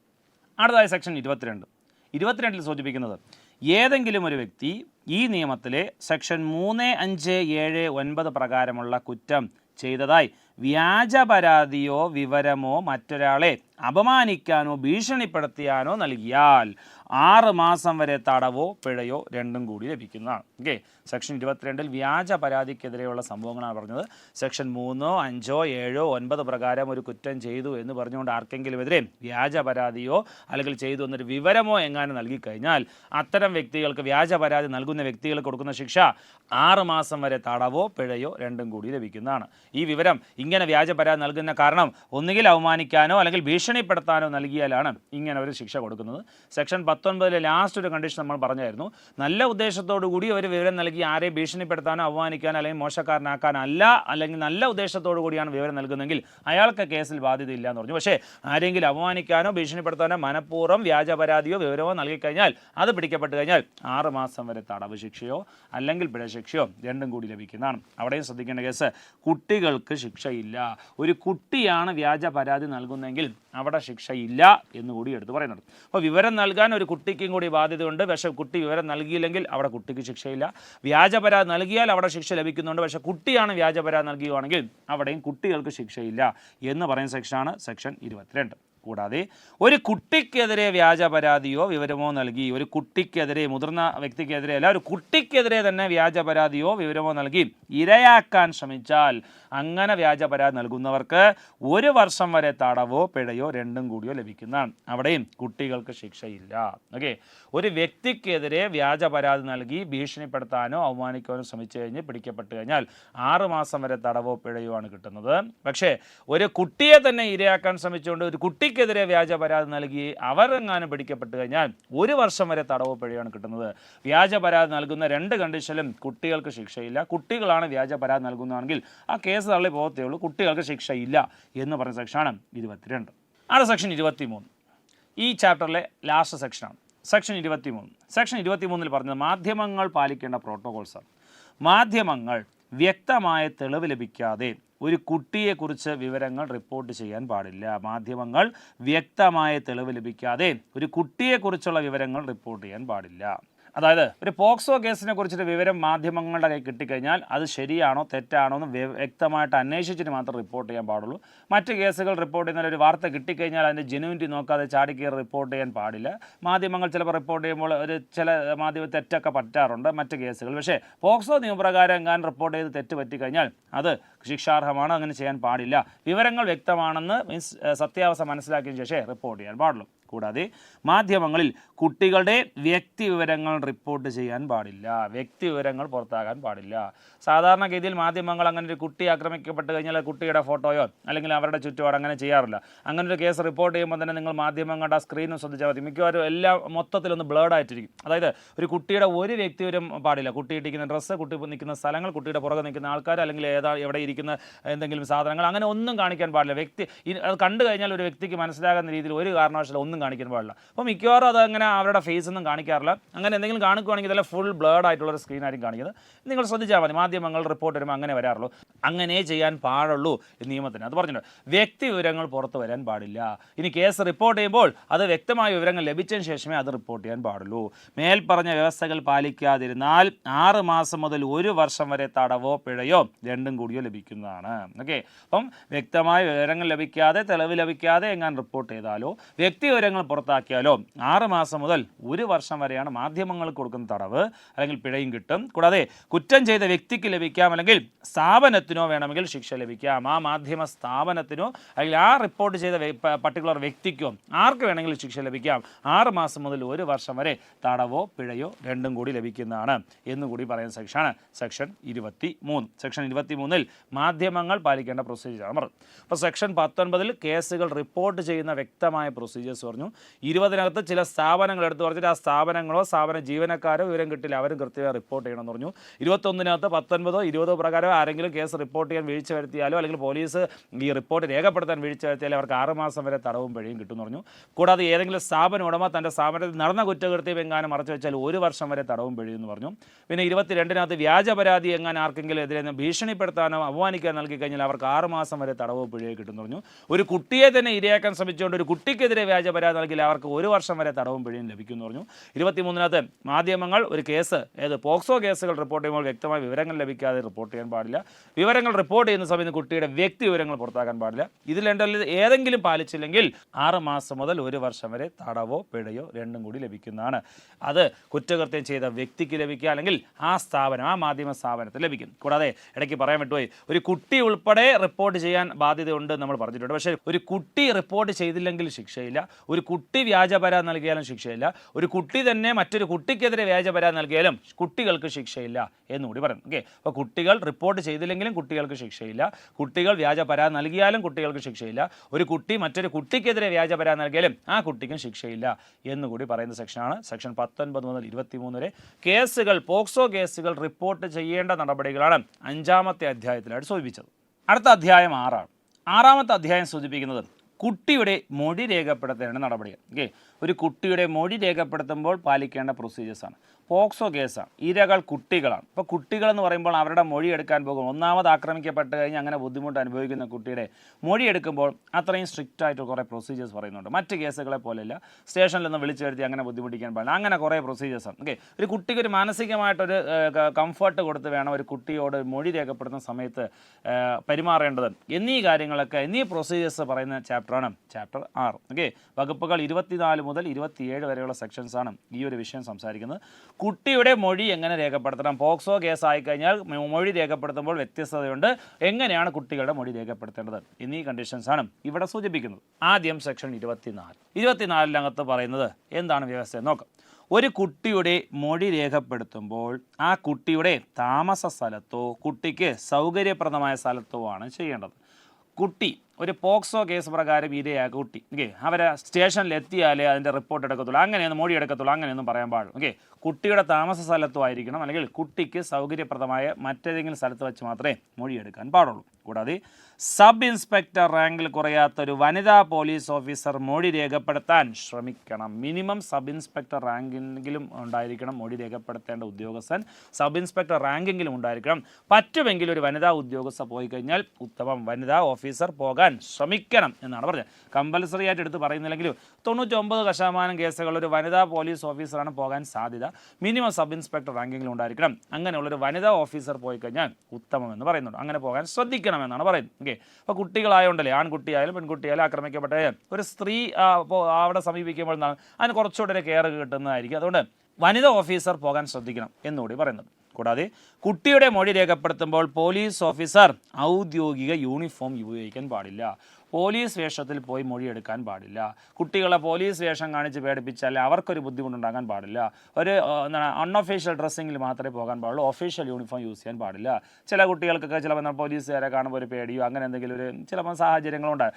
ഒരു കാരണവശാലും ഇരയായ കുട്ടിയുടെ മൊഴി രേഖപ്പെടുത്താൻ പോകുന്ന സമയത്ത് ഏത് പോലീസ് ഓഫീസറായാലും ഒഫീഷ്യൽ യൂണിഫോം ഒഴിവാക്കണം. കുട്ടികൾക്ക് അത്തരം ഒരു മാനസിക സമ്മർദ്ദം ഉണ്ടാക്കാൻ പാടില്ല. ഓക്കെ, അപ്പോൾ ഒരു കുട്ടിയുടെ മൊഴി രേഖപ്പെടുത്തുമ്പോൾ താമസ സ്ഥലത്തോ അല്ലെങ്കിൽ കുട്ടിക്ക് സൗകര്യപ്രദമായ സ്ഥലത്തോ ചെയ്യാവൂ. സബ് ഇൻസ്പെക്ടർ റാങ്കിൽ കുറയാത്തൊരു വനിതാ ഓഫീസർ പോകാൻ ശ്രദ്ധിക്കണം. പോകുമ്പോൾ ഒഫീഷ്യൽ യൂണിഫോം യൂസ് ചെയ്യാൻ പാടില്ല. കൂടാതെ അന്വേഷണ സമയത്ത് കുട്ടിയെ പരിശോധിക്കുമ്പോൾ പ്രതിയുടെ സാന്നിധ്യം ഉണ്ടാകാൻ പാടില്ല. ചിലപ്പോൾ മറ്റ് കേസുകളൊക്കെ നമ്മൾ കണ്ടിട്ടുണ്ടാകും. ചില കൊലപാതകങ്ങളോ മോഷണ ശ്രമങ്ങളോ നടക്കുമ്പോഴത്തേക്കും പോലീസ് അവിടെ മൊഴി എടുക്കാൻ പോകുന്ന സമയത്ത് എന്താണ്, തെളിവെടുക്കിനൊക്കെ പോലീസ് പോകുന്ന സമയത്ത് ചില പ്രതിയും കൂടെ കൂട്ടാറുണ്ട്. പ്രതിയും കൂടെ കൂട്ടി ആ ചുറ്റുപാടൊക്കെ കാണിച്ചിട്ട് എന്ത് ചെയ്തു എന്ന് വിശദീകരിക്കാനും പറയാറുണ്ട്.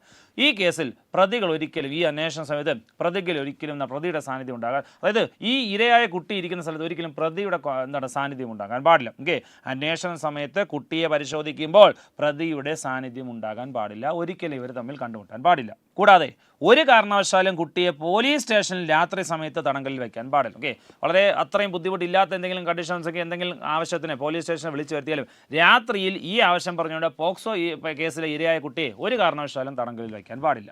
ഇരയായ കുട്ടിയുടെ വ്യക്തി വിവരങ്ങൾ മാധ്യമങ്ങളിൽ പെടാതെ പോലീസ് ഓഫീസറും ശ്രദ്ധിക്കണമെന്നുകൂടി പറയുന്നുണ്ട്. ഓക്കെ, ഇരയായ കുട്ടിയുടെ വ്യക്തി വിവരങ്ങൾ മാധ്യമങ്ങളിൽ പെടാതെ ശ്രദ്ധിക്കണമെന്ന് പറയുന്നുണ്ട്. അതായത് സെക്ഷൻ 23 മാധ്യമങ്ങൾ വ്യക്തമായ വിവരം ലഭിക്കാതെ റിപ്പോർട്ട് ചെയ്യാൻ പാടില്ല, വ്യക്തി വിവരങ്ങൾ റിപ്പോർട്ട് ചെയ്യാൻ പാടില്ല എന്നൊക്കെ നമ്മൾ അവിടെ പറഞ്ഞു. സെയിം കണ്ടീഷൻ തന്നെയാണ്. പോലീസ് ഓഫീസറും വ്യക്തി വിവരങ്ങൾ മാധ്യമങ്ങളുടെ കയ്യിൽ കിട്ടാതെ ശ്രദ്ധിക്കണം, അവരും കൂടി അതിന് ശ്രദ്ധ ചെലുത്തണം എന്ന് പറയുന്നുണ്ട്. പക്ഷേ കുട്ടിയുടെ അനുമതിയോടെയോ സ്പെഷ്യൽ കോടതി നിർദ്ദേശിക്കുന്ന സാഹചര്യങ്ങളിൽ ഒഴികെ മാത്രമേ ഇത് ബാധകമുള്ളൂ. അങ്ങനെ കുട്ടിയുടെ അനുമതി കൊണ്ട് റിപ്പോർട്ട് ചെയ്തോ എന്ന് പറഞ്ഞു കഴിഞ്ഞാൽ അവർക്ക് റിപ്പോർട്ട് ചെയ്യാം. അല്ലെങ്കിൽ സ്പെഷ്യൽ കോടതി എന്തെങ്കിലും സാഹചര്യത്തിൽ റിപ്പോർട്ട് ചെയ്യാൻ പറഞ്ഞു കഴിഞ്ഞാൽ മാത്രം ചെയ്യാവുന്നതാണ്. അതല്ലാതെ കുട്ടിയുടെ വ്യക്തിവിവരങ്ങൾ മാധ്യമങ്ങളുടെ കയ്യിൽ പെട്ടുപോകാതെ ശ്രദ്ധിക്കണം, പോലീസ് ഓഫീസർ ശ്രദ്ധിക്കണം എന്നുകൂടി പറയുന്ന സെക്ഷനാണ് സെക്ഷൻ 24. 24-നകത്താണ് ഒരു കുട്ടിയുടെ മൊഴി രേഖപ്പെടുത്തുമ്പോൾ ബേസിക്കായിട്ട് ആദ്യം ചെയ്യേണ്ട നടപടി പറഞ്ഞത് കുട്ടിയുടെ താമസ സ്ഥലത്ത് ചെയ്യാൻ പാടുള്ളൂ, കുട്ടിക്ക് സൗകര്യപ്രദമായ സ്ഥലത്ത് ചെയ്യാൻ പാടുള്ളൂ, സബ് ഇൻസ്പെക്ടർ റാങ്കിൽ കുറയാത്ത ഉദ്യോഗസ്ഥൻ പോയിരിക്കണം, പോകുന്നൊരു വനിതാ ഉദ്യോഗസ്ഥയാണെങ്കിൽ അത്രയും ഉത്തമം, പോകുമ്പോൾ ആര് പോയാലും അവിടെ ഒഫീഷ്യൽ യൂണിഫോം യൂസ് ചെയ്യാൻ പാടില്ല, പോകുന്ന സമയത്ത് പ്രതിയുടെ സാന്നിധ്യം ഒരിക്കലും അവിടെ ഉണ്ടാകാൻ പാടില്ല. അതുപോലെ പോലീസ് സ്റ്റേഷനിൽ ഈ ആവശ്യം പറഞ്ഞുകൊണ്ട് രാത്രിയിൽ തടങ്കലിൽ വയ്ക്കാൻ പാടില്ല, വ്യക്തിവിവരങ്ങൾ മാധ്യമങ്ങൾ പെടാതെ പോലീസ് ഓഫീസർ ശ്രദ്ധിക്കണം എന്ന് പറഞ്ഞ സെക്ഷനാണ് 24. അടുത്ത സെക്ഷൻ 25ആണ്. സെക്ഷൻ 25 പറയുന്നത് 1973 CRPC 164 അല്ലെങ്കിൽ 2023 BNSS 183 വകുപ്പ് പ്രകാരം ഒരു മജിസ്ട്രേറ്റ് ഒരു കുട്ടിയുടെ മൊഴി രേഖപ്പെടുത്തുമ്പോൾ വിവരങ്ങൾ അതേപടി രേഖപ്പെടുത്തണം. കുട്ടി എന്താണോ പറയുന്നത് മജിസ്ട്രേറ്റ് ഒരു വാക്ക് പോലും ഇടാതെ അതേപടി റിപ്പോർട്ട് ചെയ്യണം, അതേപടി രേഖപ്പെടുത്തണം എന്ന് പറയുന്ന സെക്ഷനാണ് 25. ഓക്കെ, ഒരു മജിസ്ട്രേറ്റ് മൊഴി രേഖപ്പെടുത്തുമ്പോൾ ഫോളോ ചെയ്യേണ്ട പ്രൊസീജിയേഴ്സ് പറയുന്ന CRPC ആണ് CRPC 164 വകുപ്പ്. ഓക്കെ, ഈ നിയമത്തിനകത്ത് പോക്സോ നിയമത്തിനകത്ത് പോലീസുമായി ബന്ധപ്പെട്ട അല്ലെങ്കിൽ പണ്ട് നിലവിലുള്ള CRPC അല്ലെങ്കിൽ IPC അങ്ങനെ നിയമങ്ങളുടെ കാര്യങ്ങളുണ്ടെങ്കിൽ അതെടുത്ത് സൂചിപ്പിക്കുന്നുണ്ട്. അതിന് പ്രത്യേകിച്ച് മീൻസ് അത്തരം പ്രൊസീജിയേഴ്സ് വീണ്ടും റിപ്പീറ്റ് ചെയ്യുന്നില്ല. ഓക്കെ, ഒരു മജിസ്ട്രേറ്റ് ഒരു മൊഴി രേഖപ്പെടുത്തുമ്പോൾ ഫോളോ ചെയ്യേണ്ട പ്രൊസീജിയേഴ്സ് പറഞ്ഞിരിക്കുന്ന സെക്ഷൻ എത്ര ചോദിച്ചാൽ അത് CRPC 164 വകുപ്പിലാണ്. 164 ഒരു മജിസ്ട്രേറ്റ് എങ്ങനെയൊക്കെ മൊഴി എടുക്കണം, എന്തൊക്കെ ചെയ്യണമെന്ന് പറയും. പക്ഷേ പോക്സോ നിയമപ്രകാരം ഒരു മജിസ്ട്രേറ്റ് ഒരു കുട്ടിയുടെ മൊഴി രേഖപ്പെടുത്തുമ്പോൾ കുട്ടി പറയുന്ന കാര്യങ്ങൾ അതേപടി രേഖപ്പെടുത്തണം. CRPC 164 വകുപ്പിലെ വ്യവസ്ഥകൾ കൂടി അതിനോടൊപ്പം തന്നെ എന്താണ് കുട്ടി പറയുന്ന കാര്യങ്ങൾ അതേപടി രേഖപ്പെടുത്തണം. ഓക്കെ, അവിടെ രണ്ട് കാര്യങ്ങൾ പറഞ്ഞു. 1973 CRPC 164 അല്ലെങ്കിൽ 2023 BNSS 183 വകുപ്പ് പ്രകാരമാണ് ചെയ്യേണ്ടത്. ഓക്കെ, അപ്പോൾ 2023 പാസ്സാക്കപ്പെട്ട പുതിയ നിയമം CRPCക്ക് പകരം പാസ്സാക്കപ്പെട്ട നിയമങ്ങളാണ് BNSS ഭാരതീയ നാഗരിക സുരക്ഷാ സംഹിത. ഓക്കെ, അപ്പോൾ അങ്ങനെ പുതിയ നിയമങ്ങളൊക്കെ വരുന്നുണ്ട്. അത് 2024 ജൂലൈ 1 മുതലാണ് നിലവിൽ വരാൻ പോകുന്നത് എന്നൊക്കെ പറയുന്നുണ്ട്. അപ്പോൾ എന്ത് കഴിഞ്ഞാലും നമ്മുടെ ആക്ച്വൽ പോക്സോ ആക്ടിനകത്ത് CRPC കോഡേ പറഞ്ഞിട്ടുള്ളൂ. PS ചിലപ്പോൾ എന്താണ് ആ CRPCക്ക് പകരം ഇപ്പോൾ ഏതാണ് യൂസ് ചെയ്യുന്നത് ചിലപ്പോൾ ചോദിക്കുക. അതുകൊണ്ട് CRPC 164 വകുപ്പാണ്, BNSS 183 വകുപ്പാണ്. ഓക്കെ, ഈ CRPC കോഡുകൾ PSC മുൻ പരീക്ഷകൾ ചോദിച്ചിട്ടുണ്ട്. ഇന്ന കാര്യത്തിന് ഏത് CRPC കോഡാണ് യൂസ് ചെയ്യുന്നത് അല്ലെങ്കിൽ ഇന്ന CRPC കോഡാണോ യൂസ് ചെയ്യുന്നത്, ശരിയായ സ്റ്റേറ്റ്മെൻ്റ് ആണോ എന്ന് പറഞ്ഞ് ചോദ്യം വന്നിട്ടുണ്ട്. അതുകൊണ്ടാണ് ആ കോഡും കൂടി പറഞ്ഞിരിക്കും. ഓക്കെ, അപ്പം CRPC 164 അല്ലെങ്കിൽ BNSS 183 വകുപ്പ് പ്രകാരം ഒരു കുട്ടിയുടെ മൊഴി ഒരു മജിസ്ട്രേറ്റ് കുട്ടിയുടെ മൊഴി രേഖപ്പെടുത്തുമ്പോൾ കുട്ടി പറയുന്ന കാര്യങ്ങൾ അതേപടി രേഖപ്പെടുത്തണം. പക്ഷേ മേൽപ്പറഞ്ഞ വകുപ്പുകളിൽ ഏത് CRPC 164 അല്ലെങ്കിൽ 183 ആ പറയുന്ന വകുപ്പുകളിൽ പരാമർശിക്കുന്ന കുറ്റാരോപിതന്റെ അഭിഭാഷകന്റെ സാന്നിധ്യം ഈ നിയമത്തിലെ കേസിൽ ബാധകമല്ല. തൊട്ടു മുന്നേ സെക്ഷൻ 24 പറഞ്ഞു പ്രതിയുടെ സാന്നിധ്യം അല്ലെ അന്വേഷണ സമയത്ത് പ്രതിയുടെ സാന്നിധ്യം ഉണ്ടാകാൻ പാടില്ല എന്ന് പറഞ്ഞു. ഇവിടെ വീണ്ടും പറയുന്നു പ്രതിയുടെ അഭിഭാഷകന്റെ സാന്നിധ്യം അവിടെ ഉണ്ടാകാൻ പാടില്ല. ആ അഭിഭാഷകന്റെ സാന്നിധ്യം എവിടെ പറഞ്ഞിട്ടുണ്ട്? CRPC 164 അത് അനുവദിച്ചിട്ടുണ്ട്. പക്ഷേ അത് അവിടെ മറ്റ് കേസുകൾക്ക് യൂസ് ചെയ്യാം. പോക്സോ കേസിൽ CRPC 164 പറഞ്ഞിരിക്കുന്ന പ്രതിയുടെ അഭിഭാഷകന്റെ സാന്നിധ്യം ഈ കേസിന് ബാധകമല്ല, അവരും അവിടെ ഉണ്ടാകാൻ പാടില്ല, കുട്ടിയെ കാണാൻ പാടില്ല എന്ന് പറയുന്ന സെക്ഷനാണ് സെക്ഷൻ 25. ഇപ്പോൾ ഒരു മജിസ്ട്രേറ്റ് കുട്ടിയുടെ മൊഴി രേഖപ്പെടുത്തുമ്പോൾ അതേപടി രേഖപ്പെടുത്തണം. അതിന് ഉള്ള പ്രൊസീജിയേഴ്സ് പറയുന്ന CRPC ആണ് 164 അല്ലെങ്കിൽ BNSS 183. പക്ഷേ അതിൽ പറഞ്ഞിരിക്കുന്ന ഒരു കണ്ടീഷൻ ഏത്? പ്രതിയുടെ അഭിഭാഷകന്റെ സാന്നിധ്യം ഈ കേസിലെ അന്വേഷണ സമയത്ത് ഉണ്ടാകാൻ പാടില്ല.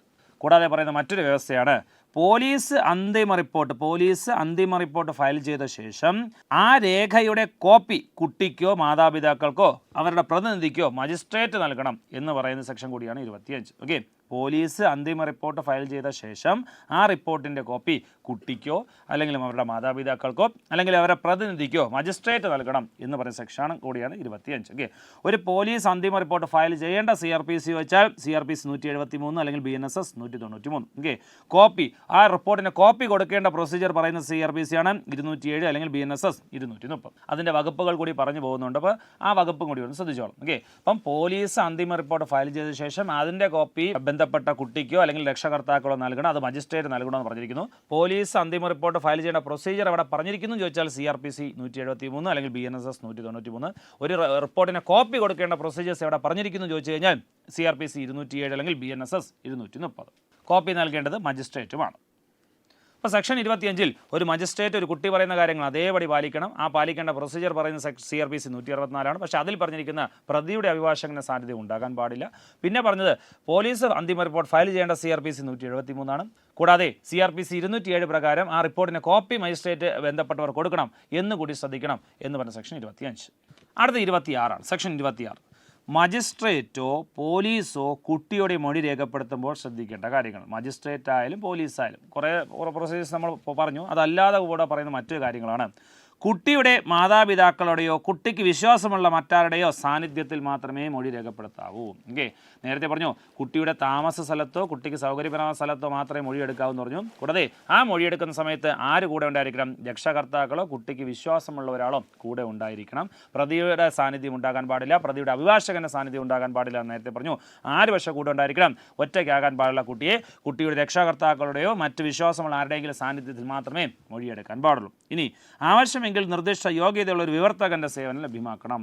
കമ്മ്യൂണിക്കേഷൻ പ്രോബ്ലം, അങ്ങോട്ടും ഇങ്ങോട്ടും എന്തെങ്കിലും ഭാഷാ വ്യത്യാസം, അങ്ങനെ കമ്മ്യൂണിക്കേറ്റ് ചെയ്യാൻ ബുദ്ധിമുട്ടുള്ള എന്തെങ്കിലും പ്രശ്നം ഉണ്ടെങ്കിൽ കുട്ടിയുമായി സംസാരിക്കാൻ ഒരു വിവർത്തകന്റെ സേവനം ലഭ്യമാക്കണം. ഇനി കുട്ടിക്ക് മാനസികമോ ശാരീരികമായ വൈകല്യമുണ്ടെങ്കിൽ അത്തരം കുട്ടികളോട് ആശയവിനിമയം നടത്താൻ ആവശ്യമുള്ള വിദഗ്ധ വ്യക്തികളുടെ സേവനം സ്വീകരിക്കാം. ഭാഷ പ്രശ്നമാണെങ്കിൽ വിവർത്തകന്റെ സേവനം ലഭ്യമാക്കണം. ഈ വൈകല്യമുള്ള കുട്ടിയാണെങ്കിൽ അത്തരം കുട്ടികളോട് കമ്മ്യൂണിക്കേറ്റ് ചെയ്യാൻ അതിൻ്റെ ആ മേഖലയിലെ വിദഗ്ധ വ്യക്തികളുടെ സേവനം സ്വീകരിക്കണം. ഇനി എന്തെല്ലാം പറഞ്ഞാലും എല്ലാ കാര്യങ്ങളും ദൃശ്യ ശ്രവ്യ ഇലക്ട്രോണിക് ഉപാധികൾ വഴി റെക്കോർഡ് ചെയ്ത് ഉറപ്പുവരുത്തണം എന്നുകൂടി പറയുന്നുണ്ട്. ഓക്കെ, അപ്പോൾ കുട്ടി പറയുന്ന കാര്യങ്ങൾ അതേപടി റിപ്പോർട്ട് ചെയ്യണമെന്ന് സെക്ഷൻ 25 പറഞ്ഞു നമ്മൾ. ഇനി കുട്ടിയുടെ മൊഴി രേഖപ്പെടുത്തുമ്പോൾ വിവർത്തകന്റെ സേവനമാണെങ്കിൽ അത് സ്വീകരിച്ചോളണം. വൈകല്യമുള്ള കുട്ടിയോട് സംസാരിക്കാനുള്ള വിദഗ്ധ വ്യക്തിയുടെ സേവനമാണെങ്കിൽ അതും സ്വീകരിക്കണം. കുട്ടി എന്തെല്ലാം പറഞ്ഞു കഴിഞ്ഞാലും അത് എല്ലാം ദൃശ്യ ശ്രവ്യ, സൗണ്ടും കിട്ടണം വീഡിയോയും കിട്ടണം, ദൃശ്യ ശ്രവ്യ ഇലക്ട്രോണിക് മാധ്യമം വഴി എല്ലാം റെക്കോർഡ് ചെയ്തിരിക്കണം എന്ന് പറയുന്ന സെക്ഷനാണ് സെക്ഷൻ 26. അടുത്ത സെക്ഷൻ 27 പരാതിയോ പ്രഥമ വിവര റിപ്പോർട്ടോ, പരാതി കിട്ടിയില്ലെങ്കിലും പ്രഥമ വിവര റിപ്പോർട്ടോ രജിസ്റ്റർ ചെയ്തില്ലെങ്കിലും ഈ നിയമപ്രകാരമുള്ള കുറ്റങ്ങൾക്ക് ഇരയായ കുട്ടിയെ വൈദ്യ പരിശോധന നടത്തണം. ഓക്കെ, പരാതി ആയിട്ടില്ലെങ്കിലും അല്ലെങ്കിൽ പ്രഥമ വിവര റിപ്പോർട്ട് പരാതി രജിസ്റ്റർ ചെയ്തില്ലെങ്കിൽ അല്ലെങ്കിൽ പ്രഥമ വിവര റിപ്പോർട്ട് FIR രജിസ്റ്റർ ചെയ്തില്ലെങ്കിലും ഈ നിയമപ്രകാരം ഇരയായ കുട്ടിയുടെ വൈദ്യ പരിശോധന നടത്തണം. ഒരു കുട്ടിയുടെ വൈദ്യ പരിശോധന നടത്തേണ്ട പ്രൊസീജിയേഴ്സ് പറയുന്ന CRPC ആണ്. CRPC 164A എടുത്തു ചോദിച്ചിട്ടുണ്ട്. താഴെ പറയുന്നവയിൽ ഒരു കുട്ടിയുടെ വൈദ്യ പരിശോധനയുമായി ബന്ധപ്പെട്ട ശരിയായ സ്റ്റേറ്റ്മെൻറ്റ്സ് ചെയ്ത് അത് കുട്ടിയുടെ വൈദ്യ പരിശോധന നടത്തേണ്ടത് CRPC 164A പ്രകാരമാണോ, ശരിയായ സ്റ്റേറ്റ്മെൻ്റ് ആണോ എന്ന് ചോദിച്ചിട്ടുണ്ട്.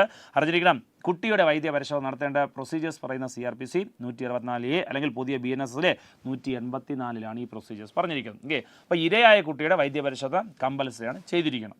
ഇനി ഇര ഒരു പെൺകുട്ടിയാണെങ്കിൽ വൈദ്യ പരിശോധന നടത്തേണ്ടത് ഒരു വനിതാ ഡോക്ടർ കമ്പൽസറി ആയിരിക്കണം. അതിലൊരു വ്യത്യാസവും ഇല്ല. ഇര ഒരു പെൺകുട്ടിയാണെങ്കിൽ ഒരു വനിതാ ഡോക്ടർ മാത്രമേ പരിശോധന നടത്താവൂ. കൂടാതെ വൈദ്യ പരിശോധന സമയത്ത് കുട്ടിയുടെ രക്ഷിതാക്കളുടെയോ കുട്ടിക്ക് വിശ്വാസമുള്ള വ്യക്തിയുടെയോ സാന്നിധ്യത്തിലാകണം ചെയ്യേണ്ടത്. കുട്ടിയുടെ മൊഴി രേഖപ്പെടുത്തുമ്പോഴും രക്ഷകർത്താക്കളോ വേണ്ടപ്പെട്ട ആരെങ്കിലും ഉണ്ടായിരിക്കണമെന്ന് പറഞ്ഞു. കുട്ടിയുടെ വൈദ്യ പരിശോധന നടത്തുന്ന സമയത്തും രക്ഷകർത്താക്കളോ വിശ്വാസമുള്ള മറ്റാരെങ്കിലും സാന്നിധ്യം ഉണ്ടായിരിക്കണം. അഥവാ ഇവർക്കാർക്കെങ്കിലും ഹാജരാകാൻ സാധിച്ചില്ലെങ്കിൽ ഏത് ആശുപത്രിയിലാണോ ഈ വൈദ്യ പരിശോധന നടത്തുന്നത് ആ ആശുപത്രിയുടെ ഉന്നത അധികാരി നിർദ്ദേശിക്കുന്ന അവിടുത്തെ ഒരു വനിതയുടെ സാന്നിധ്യം ഉണ്ടായിരിക്കണം. എന്നാൽ മാത്രമേ വൈദ്യ പരിശോധന ചെയ്യാൻ പാടുള്ളൂ എന്ന് പറയുന്ന സെക്ഷനാണ് സെക്ഷൻ 27. ഓക്കെ, അപ്പോൾ വൈദ്യ പരിശോധന കമ്പൽസറി ആയിട്ട് ചെയ്തിരിക്കണം. വൈദ്യ പരിശോധന ചെയ്യേണ്ട പ്രൊസീജിയേഴ്സ് പറയുന്ന CRPC 164A അല്ലെങ്കിൽ BNSS 184.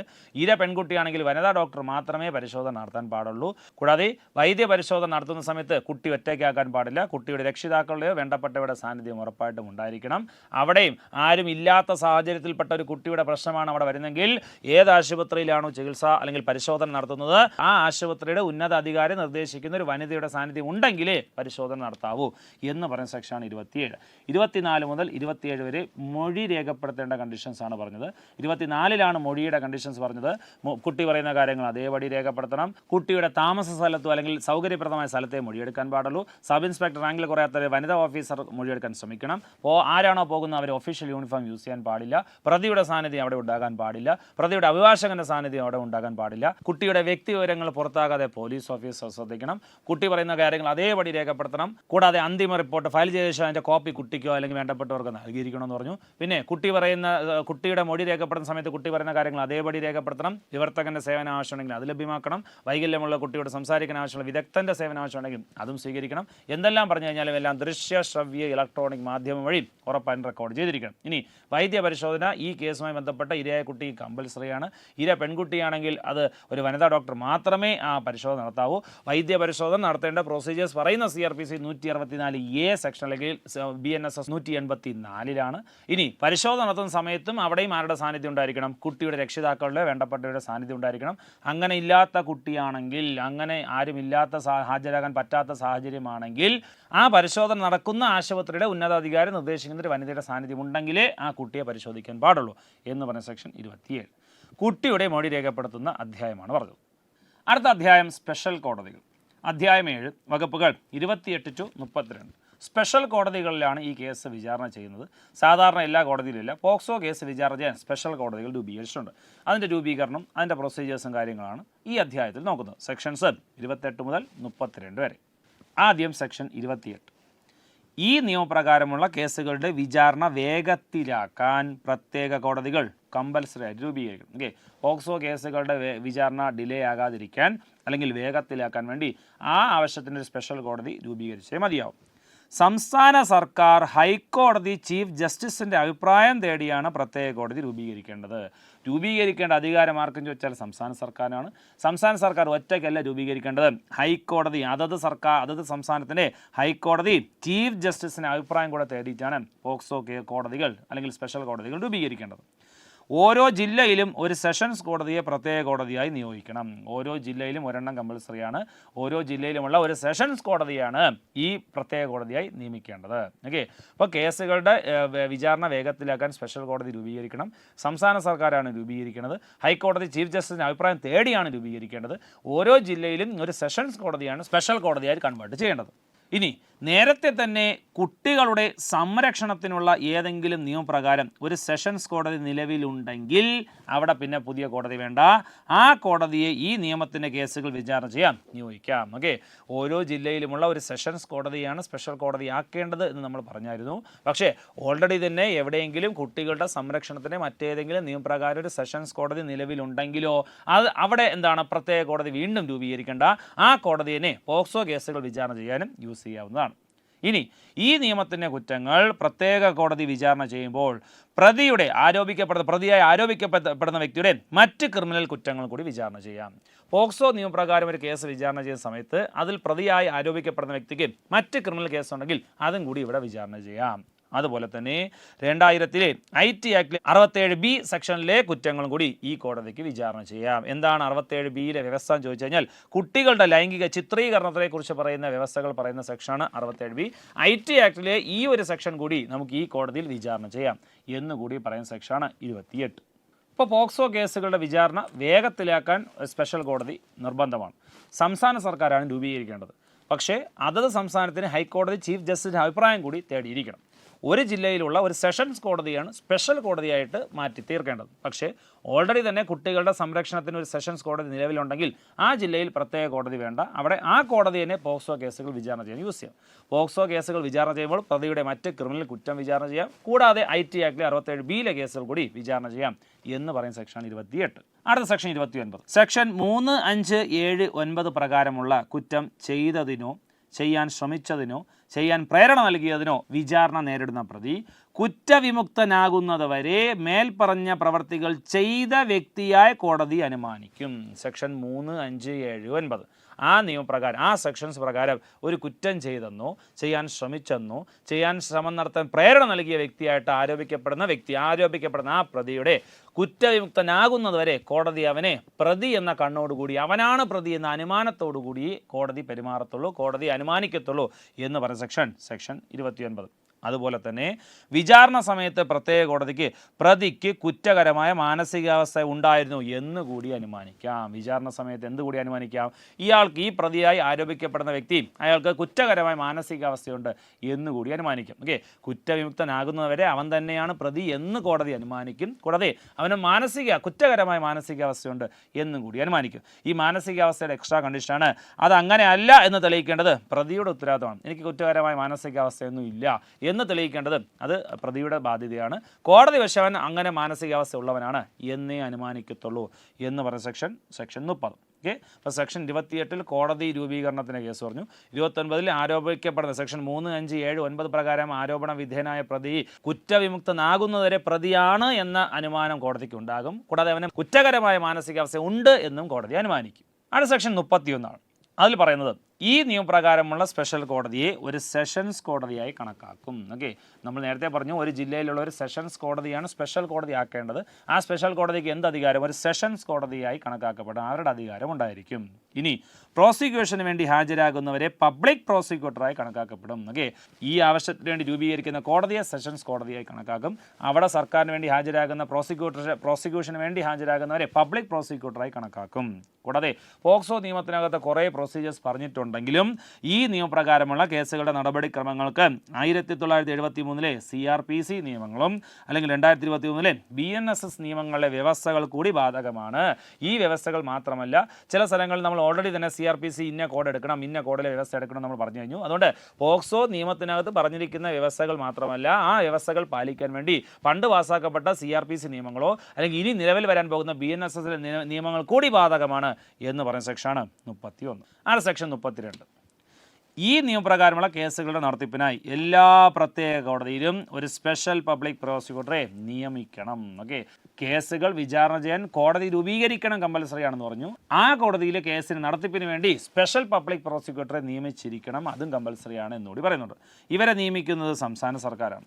അഭിഭാഷകനായി 7 വർഷത്തിൽ കുറയാത്ത പ്രവൃത്തി പരിചയമുള്ള വ്യക്തിയാണ് ഈ സ്ഥാനത്തേക്ക് നിയമിക്കുന്നത് എന്ന് പറയുന്ന സെക്ഷനാണ് സെക്ഷൻ 32. അപ്പോൾ സെക്ഷൻ 32 പറഞ്ഞു പോക്സോ കേസുകളുടെ നടത്തിപ്പിനായി എല്ലാ പ്രത്യേക കോടതിയിലും ഒരു സ്പെഷ്യൽ പബ്ലിക് പ്രോസിക്യൂട്ടറെ നിയമിക്കണം. നിയമിക്കുന്ന സംസ്ഥാന സർക്കാരാണ്. മിനിമം 7 വർഷം, 7 വർഷത്തിൽ കുറയാത്ത അഭിഭാഷകനായി ജോലി ചെയ്ത പ്രവൃത്തി പരിചയമുള്ള വ്യക്തിയാണ് ഈ സ്ഥാനത്തേക്ക് നിയമിക്കുന്നത് എന്ന് പറയുന്ന സെക്ഷനാണ് 32. 28 മുതൽ 32 വരെ സ്പെഷ്യൽ കോടതിയുടെ നടപടിയാണ് പറഞ്ഞത്. 28 രൂപീകരിക്കുന്ന കേസ് പറഞ്ഞ് വേഗത്തിലാക്കാൻ, കേസുകളുടെ വിചാരണ വേഗത്തിലാക്കാൻ കമ്പൽസറി ആയിട്ട് ഒരു സ്പെഷ്യൽ കോടതി രൂപീകരിക്കണം. സംസ്ഥാന സർക്കാർ രൂപീകരിക്കേണ്ടതാണ്. ഹൈക്കോടതി ചീഫ് ജസ്റ്റിസിൻ്റെ അഭിപ്രായം കൂടി തേടിയാണ് രൂപീകരിക്കുന്നത്. ഒരു ജില്ലയിലുള്ള ഒരു സെഷൻസ് കോടതിയാണ് ഇങ്ങനെയാണ് കൺവേർട്ട് ചെയ്യേണ്ടത്. ഓൾറെഡി കുട്ടികളുടെ സംരക്ഷണത്തിന് കോടതി ഉണ്ടെങ്കിൽ പിന്നെ അവിടെ സ്പെഷ്യൽ കോടതി രൂപീകരിക്കേണ്ട. പക്ഷേ ആ കോടതിയിൽ ആ പ്രതിയുടെ മറ്റ് ക്രിമിനൽ കേസുകളും അല്ലെങ്കിൽ IT ആക്ടിലെ 67B കേസുകൾ കൂടി വിചാരണ ചെയ്യാവുന്നതാണെന്ന് പറഞ്ഞു. 29 പ്രതിയായി ആരോപിക്കപ്പെടുന്നവൻ കുറ്റവിമുക്തനാകുന്നവരെ പ്രതി എന്ന രീതിയിൽ പ്രതിയാണ് എന്ന കണ്ണോടുകൂടി കോടതി അനുമാനിക്കും. 30 പറഞ്ഞ് ആ പ്രതിക്ക് കുറ്റകരമായ മാനസികാവസ്ഥ ഉണ്ട് എന്നും അനുമാനിക്കും എന്ന് പറഞ്ഞു. 31 പറഞ്ഞ് ഇതിനുവേണ്ടി രൂപീകരിക്കുന്ന കോടതി ഒരു സെഷൻസ് കോടതിയെ കണക്കാക്കും. അവിടെ പ്രോസിക്യൂഷന് വേണ്ടി ഹാജരാകുന്നവരെ പബ്ലിക് പ്രോസിക്യൂട്ടറായി കണക്കാക്കും. കൂടാതെ പോക്സോ നിയമത്തിലെ വ്യവസ്ഥകൾ മാത്രമല്ല CRPC BNS നിയമങ്ങളുടെ വ്യവസ്ഥകൾ കൂടി ബാധകമാണെന്ന് പറഞ്ഞു. 32 ഈ ആവശ്യത്തിന് വേണ്ടി കേസുകളുടെ വിചാരണയ്ക്ക് പ്രത്യേക കോടതിയിൽ ഒരു സ്പെഷ്യൽ പബ്ലിക് പ്രോസിക്യൂട്ടർ നിയമിക്കണം. ആ നിയമിക്കേണ്ട സംസ്ഥാന സർക്കാരാണ്. അഭിഭാഷകനായി 7 വർഷത്തിൽ കുറയാത്ത പ്രവൃത്തി പരിചയമുള്ള വ്യക്തിയാണ് ഈ സ്ഥാനത്തേക്ക് നിയമിക്കുന്നത്. 7ാമത്തെ അധ്യായം സ്പെഷ്യൽ കോടതി.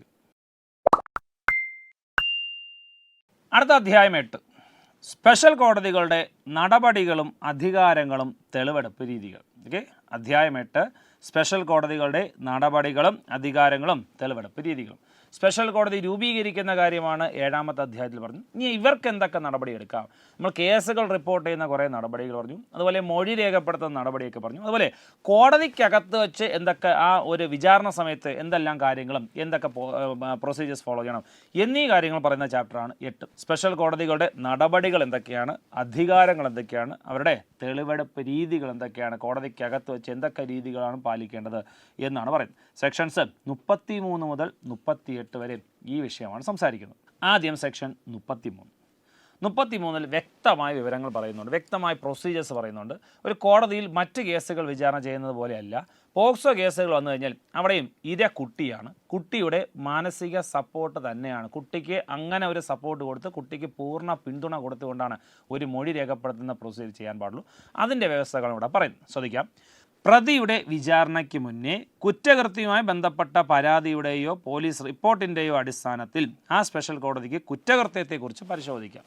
നമ്മൾ നേരത്തെ പറഞ്ഞു, പോലീസിന് ഒരു കുറ്റകൃത്യത്തെക്കുറിച്ച് വിവരം ലഭിച്ച് 24 മണിക്കൂറിനകത്ത് സ്പെഷ്യൽ കോടതി നമ്മൾ അറിയിക്കുന്നു. ഓക്കെ, അപ്പോൾ ആ അറിയിച്ചിട്ട് ഈ കേസ് കോടതിയിൽ വരും മുന്നേ തന്നെ വേണമെങ്കിലും, പ്രതിയുടെ വിചാരണ ആരംഭിക്കും മുന്നേ തന്നെ വേണമെങ്കിൽ, കുറ്റകൃത്യവുമായി ബന്ധപ്പെട്ട പരാതിയുടെയോ പോലീസ് ഇങ്ങനെ തന്ന റിപ്പോർട്ടുണ്ടോ, 24 മണിക്കൂർ സമർപ്പിക്കുന്ന റിപ്പോർട്ടുണ്ടോ, ആ റിപ്പോർട്ടിൻ്റെ അടിസ്ഥാനത്തിൽ ഒരു സ്പെഷ്യൽ കോടതിക്ക് കുറ്റകൃത്യത്തെക്കുറിച്ച് പരിശോധിക്കും. ഓക്കെ, കുറ്റകൃത്യത്തെക്കുറിച്ച് നേരിട്ട് അവർക്ക് അതിന് മുന്നേ, വിചാരണയ്ക്ക് മുന്നേ തന്നെ വേണമെങ്കിൽ അതിനെക്കുറിച്ച് ഡീറ്റെയിൽസ് അന്വേഷിക്കാം.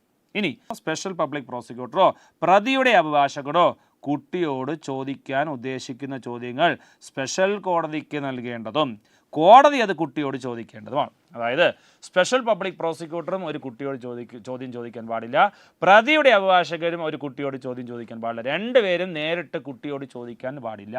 പകരം ഈ രണ്ടുപേരും ചോദിക്കാൻ ഉദ്ദേശിക്കുന്ന ചോദ്യങ്ങൾ കോടതിക്ക്, സ്പെഷ്യൽ കോടതിക്ക് എഴുതി നൽകണം. അതിൽ നിന്നും സ്പെഷ്യൽ കോടതിക്ക് ശരി എന്ന് തോന്നുന്ന ചോദ്യങ്ങൾ മാത്രമേ കോടതി ചോദിക്കാൻ പാടുള്ളൂ. അല്ലാതെ കുട്ടിയെ ഈ രണ്ട് അഭിഭാഷകരും ശല്യപ്പെടുത്താൻ പാടില്ല എന്ന് പറയുന്നുണ്ട്. മറ്റ് കേസുകളിൽ ഇല്ലാത്തൊരു പ്രൊസീജിയറാണ്. മറ്റ് കേസുകൾ ഒരു പ്രതി അങ്ങോട്ടും ഇങ്ങോട്ടും ക്രോസ് വിസ്താരം ചെയ്യാനുള്ള ഒരുപാട് സംഭവമുണ്ട്. ഇരയ്ക്കും അങ്ങനെ ഒരുപാട് പ്രൊവിഷൻസ് കൊടുക്കാറുണ്ട്. ഇവിടെ ഇര കുട്ടിയാണ്, കേസ് പോക്സോ ആണെങ്കിൽ അവിടെ എന്താണ്, പ്രതിയുടെ അഭിഭാഷകനോ സ്വന്തം അഭിഭാഷകനോ പോലും കുട്ടിയോട് ചോദ്യം ചോദിക്കാൻ പാടില്ല. രണ്ടുപേരും ചോദിക്കാൻ ഉദ്ദേശിക്കുന്ന ചോദ്യങ്ങൾ എഴുതി നൽകണം. ആർക്ക്? കോടതിക്ക്, സ്പെഷ്യൽ കോടതിക്ക് എഴുതി നൽകണം. അതിൽ നിന്നും ചോദ്യം ചോദിക്കേണ്ട ഉത്തരവാദിത്വം സ്പെഷ്യൽ കോടതിക്കാണ്. അവിടെ ആ ചോദ്യം ചോദിക്കുമ്പോൾ കുട്ടിയുടെ സ്വഭാവ ഹത്യ നടത്തുന്ന ഒരു ചോദ്യവും സ്പെഷ്യൽ കോടതി അനുവദിക്കാൻ പാടില്ല. സ്പെഷ്യൽ കോടതിയും ആ ചോദ്യം ചോദിക്കുമ്പോൾ ശ്രദ്ധിക്കേണ്ട കാര്യങ്ങൾ, കുട്ടിയുടെ സ്വഭാവ ഹത്യ നടത്തുന്ന ഒരു ചോദ്യം ചോദിക്കാൻ പാടില്ല എന്ന കാര്യം ശ്രദ്ധിക്കണം. അതുപോലെ കുട്ടിയുടെ മൊഴി നൽകാൻ ആവർത്തിച്ച് വിളിച്ച് വരുത്തുന്നില്ല എന്ന് സ്പെഷ്യൽ കോടതി ഉറപ്പുവരുത്തണം. നമ്മൾ നേരത്തെ പറഞ്ഞു, കോടതി കേസുകൾ റിപ്പോർട്ട് ചെയ്യുന്ന അല്ലെങ്കിൽ മൊഴി രേഖപ്പെടുത്തുന്ന അവിടെ നമ്മൾ പറഞ്ഞു കുട്ടിയെ ആവശ്യമില്ലാതെ പോലീസ് സ്റ്റേഷനിൽ തടങ്കലിൽ വയ്ക്കാൻ പാടില്ല എന്ന് പറഞ്ഞ പോലെ ഈ കോടതിയിലും ആവർത്തിച്ച് ഈ ആവശ്യത്തിന് വേണ്ടി കുട്ടിയെ വീണ്ടും വിളിച്ച് വരുത്തുന്നില്ല എന്ന് കോടതിയും ഉറപ്പുവരുത്തണം. സ്പെഷ്യൽ കോടതിക്ക് ആവശ്യമെന്ന് തോന്നിക്കഴിഞ്ഞാൽ വിചാരണക്കിടയിൽ കുട്ടിക്ക് ഇടവേള അനുവദിക്കാം. മറ്റ് കേസുകളെ പോലെ അല്ല, ഇര കുട്ടിയായതുകൊണ്ട് അവിടെ എന്താണ്, കുട്ടിക്ക് ഇടയ്ക്കിടയ്ക്ക് ഇൻ്റർവെൽസ് ആവശ്യമുണ്ട്, കുട്ടിക്ക് എന്തെങ്കിലും ബുദ്ധിമുട്ടുണ്ടെന്ന് തോന്നിക്കഴിഞ്ഞാൽ അവിടെ ഒരു ഇടവേള നൽകി കുട്ടിക്ക് ഒരു ആശ്വാസം പകരാവുന്നതാണ്. അതുപോലെ കോടതിയിൽ ബാലസൗഹൃദ അന്തരീക്ഷം സൃഷ്ടിക്കാൻ കുട്ടിക്ക് വേണ്ടപ്പെട്ട ഒരാളെ കുട്ടിയോടൊപ്പം ഹാജരാക്കാൻ അനുവദിക്കാം. കുട്ടിയെ വിസ്തരിക്കുന്ന സമയത്ത് കുട്ടിയോടൊപ്പം കുട്ടിക്ക് വേണ്ടപ്പെട്ട ഒരാളെ കൂടെ കൂട്ടാവുന്നതാണ്. സാധാരണയൊക്കെ നമ്മൾ ഈ സിനിമയിലും സംഭവം കണ്ടിട്ടുള്ളത്, ഒരു പ്രതിയും അല്ലെങ്കിൽ പരാതിക്കാരനൊക്കെ അവർ മാത്രമായിരിക്കും ആ അന്വേഷണത്തിന് ആ കൂട്ടിലേക്ക് കയറി നിൽക്കുന്നത്. പക്ഷേ കുട്ടിയുടെ കേസ് വരുമ്പോഴത്തേക്ക് അങ്ങനെയല്ല, കുട്ടിയോടൊപ്പം ഒരാളെ കൂടി, കുട്ടിക്ക് വേണ്ടപ്പെട്ട ഒരാളെ കൂടെ ഇരുത്താവുന്നതാണ്. എന്തിനു വേണ്ടി? കോടതിക്കകത്ത് ബാലസൗഹൃദ അന്തരീക്ഷം സൃഷ്ടിക്കാൻ. അപ്പോൾ ഇര കുട്ടിയാണ്, കുട്ടിക്ക് മാക്സിമം സപ്പോർട്ട്, മാനസിക സപ്പോർട്ട് അല്ലാതെ തന്നെ കുട്ടിക്ക് ഫുൾ സപ്പോർട്ട് കോടതിക്കകത്ത് ലഭിച്ചിരിക്കണം. ഇടയ്ക്കിടയ്ക്ക് വേണമെങ്കിൽ ഇൻ്റർവെൽസ് അനുവദിക്കാവുന്നതാണ്. ബാലസൗഹൃദ അന്തരീക്ഷം സൃഷ്ടിക്കാനായിട്ട് എന്ത് ചെയ്യാവുന്നതാണ്? ഇടയ്ക്ക് കുട്ടിയോടൊപ്പം മറ്റൊരാളെയും കൂടി, വേണ്ടപ്പെട്ട ഒരാളും കൂടി കൂട്ടാവുന്നതാണ്. അതുപോലെ തന്നെ ഇമ്പോർട്ടൻ്റ് ആയിരുന്നു, കുട്ടിയോട് നേരിട്ട് രണ്ട് അഭിഭാഷകരും ചോദ്യം ചോദിക്കാൻ പാടില്ല, കോടതിയാണ് ചോദിക്കേണ്ടത്. അവർക്ക് രണ്ടുപേർക്കും ചോദിക്കാൻ ഉദ്ദേശിക്കുന്ന ചോദ്യങ്ങൾ കോടതിക്ക് നൽകി, കോടതി അതിൽ നിന്നും സ്വഭാവ ഹത്യ നടത്തുന്ന ചോദ്യങ്ങളെല്ലാം ഒഴിവാക്കി ശരിയെന്ന് തോന്നുന്ന ചോദ്യങ്ങൾ മാത്രമേ ചോദിക്കാൻ പാടുള്ളൂ. കൂടാതെ അന്വേഷണത്തിൻ്റെയോ വിചാരണയുടെയോ ഒരു സമയത്തും കുട്ടിയെ തിരിച്ചറിയുന്ന വിവരങ്ങൾ വെളിപ്പെടുത്തുന്നില്ല എന്ന് സ്പെഷ്യൽ കോടതി ഉറപ്പുവരുത്തണം. സെക്ഷൻ 23 മാധ്യമങ്ങൾ വ്യക്തിവിവരങ്ങൾ പുറത്താക്കാൻ പാടില്ല എന്ന് പറഞ്ഞു. അതിനുശേഷം പോലീസ്, നമ്മുടെ മൊഴി രേഖപ്പെടുത്തുന്ന പോലീസും പിന്നെന്താണ് അവരും കുട്ടിയുടെ വ്യക്തിവിവരങ്ങൾ മാധ്യമങ്ങൾ പെടാതെ ശ്രദ്ധിക്കണമെന്ന് പറഞ്ഞു. കോടതിക്കും കൊടുക്കുന്ന ചുമതല കുട്ടിയെ തിരിച്ചറിയുന്ന ഒരു തെളിവുകളും വെളിപ്പെടുത്തലും കോടതിയിൽ നിന്ന് ഉണ്ടാകാൻ പാടില്ല. സ്പെഷ്യൽ കോടതി അങ്ങനെ വെളിപ്പെടുത്തുന്നില്ല എന്ന് കോടതിയും ഉറപ്പുവരുത്തണം എന്നുകൂടി പറയുന്നുണ്ട്. ഇനി സ്പെഷ്യൽ കോടതികൾ വിധിക്കുന്ന ശിക്ഷയ്ക്ക് പുറമേ ഇരയായ കുട്ടിയുടെ മാനസിക ശാരീരിക ചികിത്സയ്ക്കോ പുനരധിവാസത്തിനോ നഷ്ടപരിഹാരം നൽകാനും ഉത്തരവിടാം എന്ന് പറയുന്നുണ്ട്. ഓക്കെ, നമ്മൾ സെക്ഷൻ 4 അല്ലെങ്കിൽ 5, 6 ഒക്കെ നമ്മൾ അവിടെ പഠിച്ചത് അല്ലേ?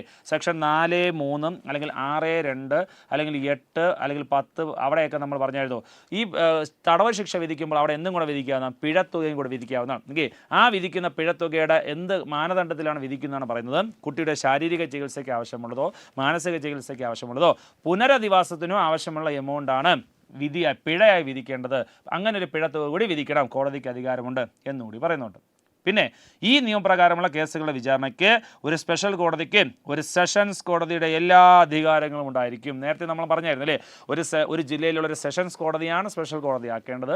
സ്പെഷ്യൽ കോടതി വിചാരണ നടത്തുമ്പോൾ ഒരു സെഷൻസ് കോടതിയായി കണക്കാക്കുമെന്ന് പറഞ്ഞു. ഇവിടെ വീണ്ടും പറയുന്നു ഒരു സ്പെഷ്യൽ കോടതിക്ക് ഒരു സെഷൻസ് കോടതി എല്ലാ അധികാരങ്ങളും ഉണ്ടായിരിക്കും എന്നുകൂടി പറഞ്ഞ സെക്ഷനാണ് 33. അപ്പോൾ ആദ്യം പറഞ്ഞ് ചോദ്യം ചോദിക്കുന്ന പ്രൊസീജിയറാണ് പറഞ്ഞത്. മറ്റ് കേസുകളെ പോലെയല്ല, കോടതിയാണ് ചോദ്യം ചോദിക്കേണ്ടത്. അതെങ്ങനെയെന്നൊക്കെ പറഞ്ഞു. പിന്നെ കോടതിക്കകത്ത് മറ്റ് കേസുകളെ പോലെയല്ല, കുട്ടിക്ക് ബാലസൗഹൃദ അന്തരീക്ഷം സൃഷ്ടിക്കണം, അല്ലെങ്കിൽ മറ്റ് ബുദ്ധിമുട്ടുണ്ടാക്കാൻ പാടില്ല, ഇടയ്ക്കിടയ്ക്ക് ഇടവേള അനുവദിക്കണം, ആവർത്തിച്ച് കോടതിയിൽ വിളിച്ച് വരുത്തുന്നില്ല എന്ന് ഉറപ്പുവരുത്തണം. പിന്നെ കുട്ടിയുടെ വ്യക്തിവിവരങ്ങൾ പുറത്താക്കാൻ പാടില്ല. പിന്നെ കുട്ടി ആക്രമിച്ച വ്യക്തിക്ക് ശിക്ഷ വിധിക്കുമ്പോൾ പിഴത്തുകയും കൂടെ കൊടുക്കണം. പിഴത്തുകയുടെ കണ്ടീഷൻസ് പറഞ്ഞു. പിന്നെ ഈ കോടതി, ഇതിനു വേണ്ടിയുള്ള കോടതിയെ, സ്പെഷ്യൽ കോടതിയും ഒരു സെഷൻസ് കോടതിയുടെ എല്ലാ അധികാരങ്ങളും ഉണ്ടായിരിക്കും എന്നീ കണ്ടീഷൻസാണ് 33 പറഞ്ഞത്. അടുത്ത സെക്ഷൻ 34. അവിടെ പറയുന്നത് ഈ നിയമപ്രകാരമുള്ള കുറ്റം ചെയ്തത് ഒരു കുട്ടിയാണെങ്കിൽ, ഈ നിയമപ്രകാരം ഒരു കുറ്റം ചെയ്തത് പ്രതി ഒരു കുട്ടിയാണെങ്കിൽ പോക്സോ നിയമം കൂടാതെ 2015 ജുവനൈൽ ജസ്റ്റിസ് ആക്ടിലെ വ്യവസ്ഥകൾ കൂടി ബാധകമാണ്. കുട്ടിക്കെതിരെ വിചാരണ ചെയ്യുന്ന സമയത്ത് പോക്സോ നിയമം മാത്രമല്ല 2015 ജുവനൈൽ ജസ്റ്റിസ് ആക്ടിലെ വ്യവസ്ഥകൾ കൂടി ആ പ്രതിയായ കുട്ടിക്ക് ബാധകമാണ് എന്ന് പറയുന്നുണ്ട്. കൂടാതെ വിചാരണ നേരിടുന്ന വ്യക്തി കുട്ടിയാണോ അല്ലയോ എന്ന് ചോദ്യം ഉയർന്നാൽ അത് നിർണയിച്ച് സ്പെഷ്യൽ കോടതി ബോധ്യപ്പെടേണ്ടതാണ്. കുട്ടിയുടെ പ്രായത്തിലൊരു തർക്കം വരികയാണ്, ഇത് കുട്ടിയല്ല അല്ലെങ്കിൽ കുട്ടിയല്ല എന്നൊരു ആരോപണം എങ്ങാനും വരികയാണെങ്കിൽ അവിടെ ആ കുട്ടിയുടെ പ്രായം തെളിയിച്ചത് കുട്ടിയാണോ അല്ലയോ എന്ന് തെളിവാക്കേണ്ടത് അല്ലെങ്കിൽ വ്യക്തമാക്കേണ്ടത് സ്പെഷ്യൽ കോടതിയുടെ അധികാരമാണ്, സ്പെഷ്യൽ കോടതി ഉത്തരവാദിത്തമാണ്. പക്ഷേ നിർണയിക്കപ്പെട്ടത് തെറ്റായ വയസ്സാണെന്ന് പിന്നീടെങ്ങാനും ബോധ്യപ്പെട്ടാൽ ഒരു പ്രശ്നം ഉണ്ടാകാൻ പാടില്ല. സ്പെഷ്യൽ കോടതി വിധിയൊന്നും അസാധുവാകില്ല. അത് ആ സമയത്ത് സ്പെഷ്യൽ കോടതി അന്വേഷിച്ച് തീർപ്പാക്കിയതാണ്. അത് പ്രകാരം ഒരു വിധി പറഞ്ഞു. ആ വിധിയൊന്നും പിന്നീട് ഇല്ലാതാകില്ല. അതങ്ങ് പാലിച്ചേ മതിയാവും. തെറ്റെങ്കിൽ തെറ്റ്, അത്ര തന്നെയാണ് എന്ന് പറയുന്ന സെക്ഷനാണ് സെക്ഷൻ 34. ഓക്കെ, പ്രതി ഒരു കുട്ടിയാണെങ്കിൽ 2015 ജുവനൈൽ ജസ്റ്റിസ് ആക്ടിലെ വ്യവസ്ഥകൾ കൂടി ബാധകമാണ്. പ്രതി കുട്ടിയാണോ അല്ലയോ എന്നൊരു തർക്കം വന്നു കഴിഞ്ഞാൽ അത് തർക്കം തീർക്കേണ്ടത് സ്പെഷ്യൽ കോടതിയുടെ ഉത്തരവാദിത്തമാണ്. അങ്ങനെ തർക്കം തീർക്കാൻ വേണ്ടി നിർണ്ണയിക്കപ്പെട്ട പ്രായം പിന്നീട് തെറ്റാണെന്ന് ബോധ്യപ്പെട്ടാൽ ആദ്യം വിധിച്ച വിധിയിൽ പിന്നെ ഒരു മാറ്റമൊന്നും ഉണ്ടാകത്തില്ല എന്ന് പറഞ്ഞ സെക്ഷൻ 34. അപ്പോൾ കുട്ടിയുമായി ബന്ധപ്പെട്ട കുറേ കാര്യങ്ങൾ നമ്മൾ പറഞ്ഞു. ഒരു കുട്ടി ഒരു വിവരം കിട്ടിയാൽ അത് റിപ്പോർട്ട് ചെയ്യാൻ കുട്ടിക്കും ബാധ്യതയുണ്ട്. പക്ഷേ കുട്ടി റിപ്പോർട്ട് ചെയ്തില്ലെങ്കിൽ കുട്ടിക്ക് ശിക്ഷയൊന്നും കൊടുക്കത്തില്ല. ഒരു വ്യാജ പരാതി നൽകുന്നത് കുട്ടിയാണെങ്കിലും അവിടെ കുട്ടിക്ക് ശിക്ഷയില്ല. ഒരു കുട്ടിക്കെതിരെ ഒരു കുട്ടി വ്യാജ പരാതി നൽകിയാലും അവിടെയും കുട്ടിക്ക് ശിക്ഷയില്ല. അതുപോലെ ഒരു പ്രതി കുട്ടിയാണെങ്കിൽ അവർക്ക് പോക്സോ നിയമം കൂടാതെ ഈ നമ്മുടെ ജുവനൈൽ ജസ്റ്റിസ് ആക്ടിലെ വ്യവസ്ഥകൾ കൂടി ബാധകമാണ് എന്ന് പറഞ്ഞ സെക്ഷൻ 34. അടുത്ത സെക്ഷൻ 35 വ്യക്തമായിട്ട് രണ്ട് പ്രൊസീജിയർ പറയുന്ന സംഭവം. ഓക്കെ, സ്പെഷ്യൽ കോടതി നടപടി ആരംഭിച്ച് കോടതിയിൽ ആ വിചാരണ കേസ് ഫയൽ ചെയ്ത് ആ കോടതി വിചാരണ കുട്ടിയൊക്കെ കൊണ്ടിരുത്തി വിചാരണ ചെയ്യുന്ന സമയത്ത് സ്പെഷ്യൽ കോടതി നടപടി ആരംഭിച്ച് 30 ദിവസത്തിനകം കുട്ടിയുടെ തെളിവുകൾ രേഖപ്പെടുത്തണം. 30 ദിവസത്തിനകം കുട്ടിയുമായി ബന്ധപ്പെട്ട പ്രൊസീജിയേഴ്സ് കംപ്ലീറ്റ് ചെയ്ത് കുട്ടിയെ ഫ്രീ ആക്കണം. നേരത്തെ നമ്മൾ സെക്ഷൻ 33 പറഞ്ഞു കുട്ടിയെ കോടതിയിൽ ആവർത്തിച്ച് വിളിച്ചു വരുത്തുന്നില്ല എന്ന് ഉറപ്പുവരുത്തണമെന്ന് പറഞ്ഞു. വീണ്ടും പറയുന്നു എത്ര വിളിച്ചു വരുത്തിയാലും എത്ര ദിവസത്തിനും 30 ദിവസത്തിനും കുട്ടിയുമായി ബന്ധപ്പെട്ട മൊഴിയൊക്കെ എടുത്ത് കുട്ടിയെ ഫ്രീ ആക്കിയിരിക്കണം. പിന്നെ ആവർത്തിച്ച് വീണ്ടും വിളിക്കാൻ പാടില്ല എന്ന് പറഞ്ഞ സെക്ഷൻ 35. കൂടാതെ നടപടി ആരംഭിച്ചത് കോടതി നടപടികൾ ആരംഭിച്ച് 1 വർഷത്തിനകം വിചാരണ പൂർത്തിയാക്കാൻ ശ്രമിക്കണം. കമ്പൽസറി എന്നല്ല എടുത്ത് പറയുന്നത്, പക്ഷേ മാക്സിമം അതിൽ കംപ്ലീറ്റ് ചെയ്യാൻ ശ്രമിക്കണം. 1 വർഷത്തിനകം ഒരു പോക്സോ കേസ് വിചാരണ കംപ്ലീറ്റ് ആക്കാൻ ശ്രമിക്കണം എന്നുകൂടി പറയുന്ന രണ്ട് ഡെഫിനറ്റ് നമ്പേഴ്സ് പറയുന്ന സെക്ഷനാണ് സെക്ഷൻ 35. ഓക്കെ, സ്പെഷ്യൽ കോടതികൾ നടപടികൾ ആരംഭിച്ച് 30 ദിവസത്തിനകം കുട്ടിയെ ഫ്രീ ആക്കിയിരിക്കണം. കുട്ടിയുമായി ബന്ധപ്പെട്ട എല്ലാ പ്രൊസീജിയറും കംപ്ലീറ്റ് ആയി ഫ്രീ ആക്കിയിരിക്കണം. കേസുകൾ നടപടി ആരംഭിച്ച് 1 വർഷത്തിനകം അത് പൂർത്തിയാക്കാൻ ശ്രമിക്കണം എന്നുകൂടി പറഞ്ഞ സെക്ഷനാണ് 35. അടുത്ത 36 കോടതിക്കകത്തുള്ള മറ്റൊരു പ്രൊസീജിയറാണ്. തെളിവ് രേഖപ്പെടുത്തുന്ന സമയത്ത് കുട്ടിയെ കുറ്റാരോപിതർ കണ്ടുമുട്ടുന്നില്ല എന്ന് സ്പെഷ്യൽ കോടതി ഉറപ്പുവരുത്തണം. കുട്ടിയുടെ അന്വേഷണത്തിന് വേണ്ടി പോകുന്ന സമയത്ത് മൊഴി എടുക്കാൻ പോകുന്ന സമയത്ത് പ്രതിയുടെ സാന്നിധ്യം ഉണ്ടാകാൻ പാടില്ല എന്ന് പറഞ്ഞു. പ്രതിയുടെ അഭിഭാഷകൻ്റെ സാന്നിധ്യം ഉണ്ടാകാൻ പാടില്ല എന്ന് പറഞ്ഞു. കോടതിക്കകത്ത് വെച്ചും കുട്ടിയെ പ്രതി കാണാൻ പാടില്ല എന്ന് പറയുന്നുണ്ട്. പക്ഷേ പ്രതിക്ക് കുട്ടി പറയുന്നത് കേൾക്കാനും തൻ്റെ അഭിഭാഷകനോട് ആശയവിനിമയം നടത്താനും സാധിക്കും. ഓക്കെ, ഒരു കോടതിയുടെ വിചാരണ സമയത്ത് പ്രതിക്ക് അവിടെ അങ്ങനെ ഒരു അവകാശം കൊടുക്കുന്നുണ്ട്. പ്രതിക്ക് കുട്ടി പറയുന്ന കാര്യങ്ങൾ, തന്നെക്കുറിച്ച് പറയുന്ന കാര്യങ്ങളെല്ലാം കേൾക്കാൻ പറ്റണം. അതുപോലെ തന്നെ തൻ്റെ അഭിഭാഷകനോട് പ്രതിയുടെ അഭിഭാഷകൻ കൊണ്ട് സംസാരിക്കാൻ പ്രതിക്ക് അവസരം കൂടി കൊടുക്കണം. ഇതിനായി വീഡിയോ കോൺഫറൻസിംഗ് വഴിയോ ഒരു ഭാഗം മാത്രം കാണാൻ കഴിയുന്ന കണ്ണാടി സംവിധാനം വഴിയോ മൊഴി രേഖപ്പെടുത്തണം. അപ്പം ഇതിനു വേണ്ടി ഇങ്ങനെ കുട്ടിയെ തമ്മിൽ കാണാനും പാടില്ല, പക്ഷേ ഇവർ പറയുന്നത് അങ്ങോട്ടും ഇങ്ങോട്ടും കേൾക്കുക, ഇവർക്ക് വക്കീലുമായി കമ്മ്യൂണിക്കേറ്റ് ചെയ്യണം എന്ന കണ്ടീഷനുള്ളതുകൊണ്ട് ഈ പ്രൊസീജിയർ ചെയ്യേണ്ടത്, ഈ പോക്സോ കേസിലെ വിചാരണ പ്രൊസീജിയർ സമയത്ത് പ്രതിയുടെ ആ പ്രൊസീജിയർ ചെയ്യേണ്ടത് ഒന്നുകിൽ വീഡിയോ കോൺഫറൻസിംഗ് വഴി ചെയ്യണം, അല്ലെങ്കിൽ ഒരു വശം മാത്രം കാണാൻ സാധിക്കുന്ന കണ്ണാടി വഴിയോ ആണ് ഈ ഒരു പ്രൊസീജിയർ ചെയ്യേണ്ടത് എന്ന് പറഞ്ഞ സെക്ഷൻ 36. അപ്പം ഒരു സ്ഥലത്തും ഒരു കുറ്റകൃത്യം പോക്സോ നിയമപ്രകാരം ഒരു കുറ്റകൃത്യം നടന്നു കഴിഞ്ഞാൽ അന്വേഷണം ആരംഭിക്കുന്ന സമയത്തോ അല്ലെങ്കിൽ കോടതിയിൽ വിചാരണ ചെയ്യുന്ന സമയത്തോ പ്രതി ഒരിക്കലും കണ്ടുമുട്ടാൻ പാടില്ല, പ്രതിയുടെ അഭിഭാഷകൻ കണ്ടുമുട്ടാൻ പാടില്ല എന്നീ കാര്യങ്ങൾ പറയുന്നുണ്ട്. അടുത്ത സെക്ഷൻ 37. സ്പെഷ്യൽ കോടതികൾ വിചാരണ നടത്തുമ്പോൾ വേണ്ടപ്പെട്ടവരുടെ സാന്നിധ്യത്തിൽ രഹസ്യമായിട്ടാണ് വിചാരണ ചെയ്യേണ്ടത്. ഓക്കെ, ഈ മറ്റ് കോടതികളിലെ കേസ് പരിഗണിക്കുന്നത് പോലെ ഒരു കോടതിയിൽ അന്ന് വിളിക്കുന്ന എല്ലാ കേസുകളുടെയും പ്രതികളും അല്ലെങ്കിൽ പരാതിക്കാരെല്ലാം കൂടെ ഒരുമിച്ച് നിന്നിട്ടല്ല വിചാരണ ചെയ്യേണ്ടത്, നാട്ടുകാരെല്ലാം വിളിച്ച് കൂട്ടിയിട്ടല്ല വിചാരണ ചെയ്യേണ്ടത്. പോക്സോ കേസുകൾ വിചാരണ ചെയ്യുമ്പോൾ ആ കേസിന് മാത്രം വേണ്ടപ്പെട്ടവരുടെ സാന്നിധ്യത്തിൽ മാത്രമുള്ള രഹസ്യമായിട്ടുള്ള വിചാരണയാണ് ചെയ്യേണ്ടത്. ഈ വിചാരണയെ പോക്സോ കേസിലെ ഈ വിചാരണ രീതിയെ പറയുന്നത് ഇൻ ക്യാമറ ട്രയൽ എന്നാണ് അറിയപ്പെടുന്നത്. ഇൻ ക്യാമറ ട്രയൽ എന്നറിയപ്പെടുന്ന വിചാരണയാണ് പോക്സോ കേസ് നടത്തേണ്ടത്. അപ്പോൾ പോക്സോ കേസ് പ്രകാരമുള്ള വിചാരണകൾ എന്ത് തരം വിചാരണകൾ ചോദിച്ചാൽ ഇൻ ക്യാമറ ട്രയൽ, അതായത് വേണ്ടപ്പെട്ടവരുടെ സാന്നിധ്യത്തിൽ മാത്രമുള്ള രഹസ്യമായിട്ടുള്ള വിചാരണയാണ് ചെയ്യേണ്ടത് എന്നുകൂടി പറയുന്നുണ്ട്. ഇനി കുട്ടിയെ കോടതി അല്ലാത്തൊരു സ്ഥലത്ത് വിചാരണ ചെയ്യണം എന്ന് സ്പെഷ്യൽ കോടതിക്ക് തോന്നുന്ന പക്ഷം, കുട്ടിയുടെ എന്തെങ്കിലും സാഹചര്യങ്ങൾ കാരണം കോടതിയിൽ വിളിച്ചു വരുത്താൻ പറ്റത്തില്ല, മറ്റേതെങ്കിലും സ്ഥലത്ത് വെച്ച് വിചാരണ ചെയ്യണം എന്നെങ്ങാനും കോടതിക്ക് ബോധ്യപ്പെട്ട് കഴിഞ്ഞാൽ അതിനായി ഒരു കമ്മീഷനെ നിയോഗിക്കണം. എവിടെയാണ് വിചാരണ ചെയ്യേണ്ടത് എന്ന സ്ഥലം തീരുമാനിക്കാനായി ഒരു കമ്മീഷൻ നിയോഗിക്കണം. ഈ ആവശ്യത്തിന് വേണ്ടി ഒരു കമ്മീഷൻ നിയോഗിക്കേണ്ട പ്രൊസീജിയേഴ്സ് പറയുന്നത് CRPC 284 വകുപ്പിലാണ്, അല്ലെങ്കിൽ BNSS 319 വകുപ്പിലാണ്. കോടതി അല്ലാത്തൊരു സ്ഥലത്ത് ഒരു വിചാരണ സ്ഥലം തിരഞ്ഞെടുക്കാൻ വേണ്ടി നിയമിക്കപ്പെടുന്ന കമ്മീഷൻ നിയമിക്കേണ്ട പ്രൊസീജിയേഴ്സ് പറയുന്നത് ഈ CRPCയിലും BNSSലുമാണ്. ഓക്കെ, അപ്പോൾ പോക്സോ കേസുകൾ വിചാരണ ചെയ്യുമ്പോൾ സ്പെഷ്യൽ കോടതിക്കകത്ത് വെച്ച് രഹസ്യമായിട്ട് വേണ്ടപ്പെട്ടവർ മാത്രമുള്ള രഹസ്യമായിട്ടുള്ള അന്വേഷണമാണ് ചെയ്യേണ്ടത്, അല്ലെ വിചാരണയാണ് ചെയ്യേണ്ടത്. അതിന് ഇൻ ക്യാമറ ട്രയൽ എന്നാണ് അത് അറിയപ്പെടുന്നത്.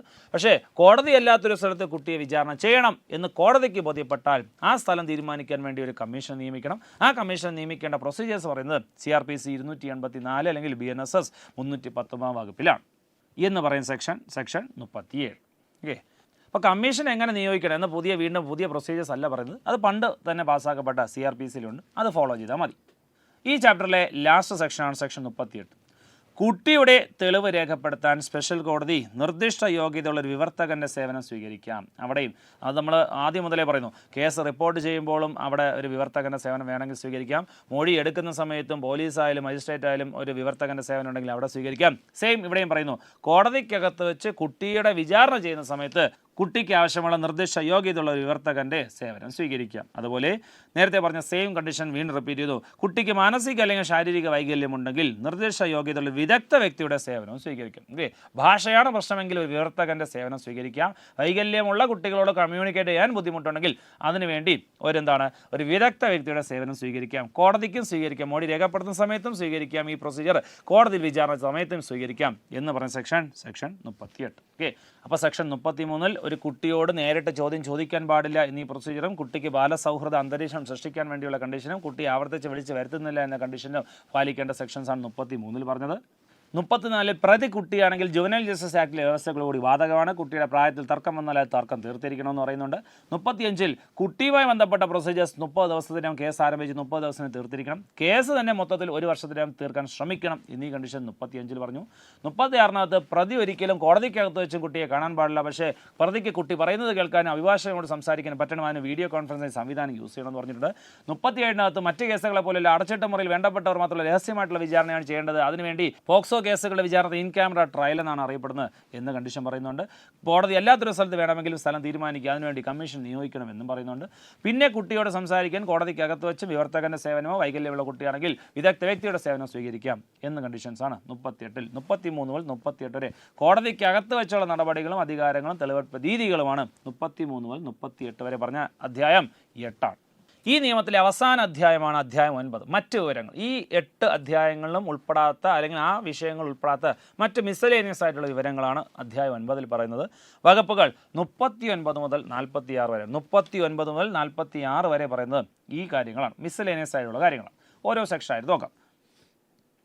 ആദ്യം സെക്ഷൻ 40, 39 അത്ര ഇമ്പോർട്ടൻ്റ് അല്ലാണ്ട് ഒഴിവാക്കിയതാണ്. 40 മുതൽ നമുക്ക് മതി. ഓക്കെ, സെക്ഷൻ 40 പറഞ്ഞത് ഇരയായ കുട്ടിയുടെ രക്ഷകർത്താവിന് അവർക്കിഷ്ടമുള്ള ഒരു നിയമോപദേശകൻ്റെ സഹായത്തിന് അർഹതയുണ്ട്. ഓക്കെ, ഇരയായ കുട്ടിയുടെ രക്ഷകർത്താവിന് നിയമോപദേശകൻ്റെ സഹായം ലഭിക്കാനുള്ള അവകാശമുണ്ട്. ആ അവകാശത്തിനെ കുറിച്ച് പറയുന്ന CRPC ആണ് 301 അല്ലെങ്കിൽ BNSS 338. CRPC 301 പ്രകാരമോ BNSS 338 പ്രകാരമോ ഇരയായ കുട്ടിക്ക് രക്ഷകർത്താവിന് അവർക്കിഷ്ടമുള്ള ഒരു നിയമോപദേശകൻ്റെ സഹായത്തിന് അർഹതയുണ്ട് എന്ന് പറഞ്ഞ സെക്ഷനാണ് സെക്ഷൻ 40.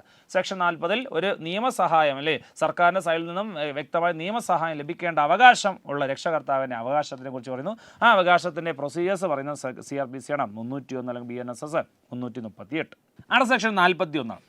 ഇരയായ കുട്ടിയുടെ രക്ഷകർത്താക്കളുടെ അനുമതിയോടെ നടത്തുന്ന ശാരീരിക പരിശോധനാ സമയത്തോ ചികിത്സാ സമയത്തോ ഈ നിയമത്തിലെ സെക്ഷൻ 3 മുതൽ 13 വരെയുള്ള വ്യവസ്ഥകൾ ബാധകമല്ല എന്ന് സെക്ഷൻ പറയുന്നത് 41.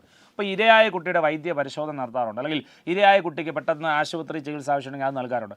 ആ ആശുപത്രി ചികിത്സ നൽകുന്ന സമയത്തോ വൈദ്യ പരിശോധന സമയത്തോ അവിടെ നമുക്ക് പോക്സോ ആരോപിക്കാൻ പറ്റത്തില്ല.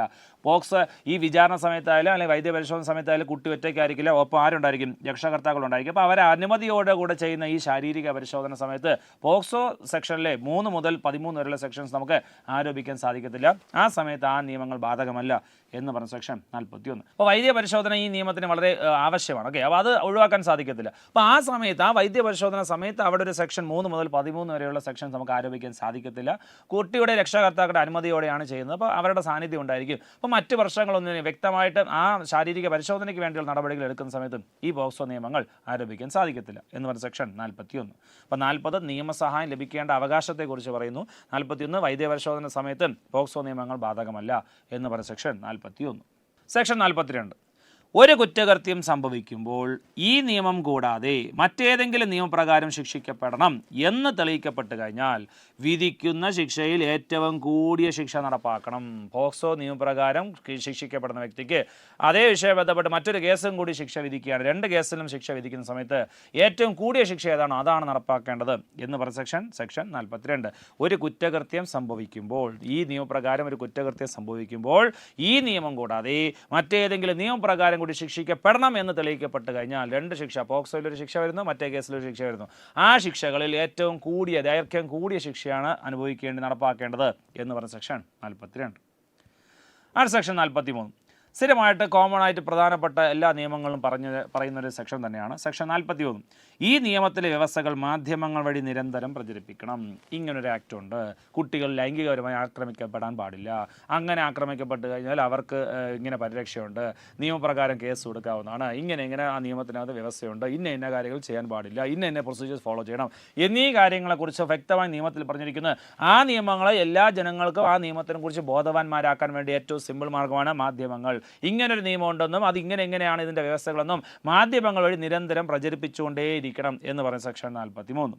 അതുകൂടാതെ കേന്ദ്ര സംസ്ഥാന സർക്കാർ ഉദ്യോഗസ്ഥർക്ക് ഈ നിയമത്തിൻ്റെ വിവിധ വിഷയങ്ങളെക്കുറിച്ച് നിരന്തരം ബോധവൽക്കരണം നൽകണം. പോക്സോ കേസുകൾ ചിലപ്പോൾ എല്ലാ കേസുകളും ഒരുപോലെ ആയിരിക്കത്തില്ല അല്ലേ, വ്യത്യസ്തമായ വ്യത്യസ്തമായ കേസുകളും സംഭവങ്ങളൊക്കെ ഉണ്ടാകാൻ സാധ്യതയുണ്ട്.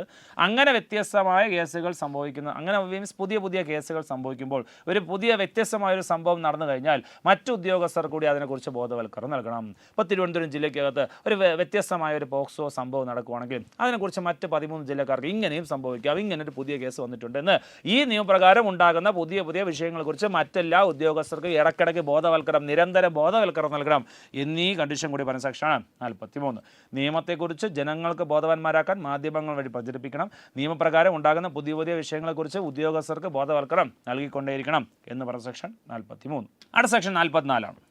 കുട്ടികളുടെ അവകാശ സംരക്ഷണത്തിനായിട്ടുള്ള ദേശീയ സംസ്ഥാന കമ്മീഷനുകൾ അവയുടെ ദൈനംദിന പ്രവർത്തനങ്ങൾക്കുപരി കുട്ടികളുടെ അവകാശ സംരക്ഷണ ബാലാവകാശ കമ്മീഷനുകളുണ്ട്, ദേശീയ സംസ്ഥാന കമ്മീഷനുകൾ. അത്തരം അവരുടെ ദൈനംദിന പ്രവർത്തനങ്ങൾക്കുപരി ഈ നിയമം രാജ്യത്ത് ഫലപ്രദമായി നടപ്പിലാകുന്നുണ്ട് എന്നുകൂടി മേൽനോട്ടം വഹിക്കണം എന്ന് പറഞ്ഞ സെക്ഷനാണ് 44.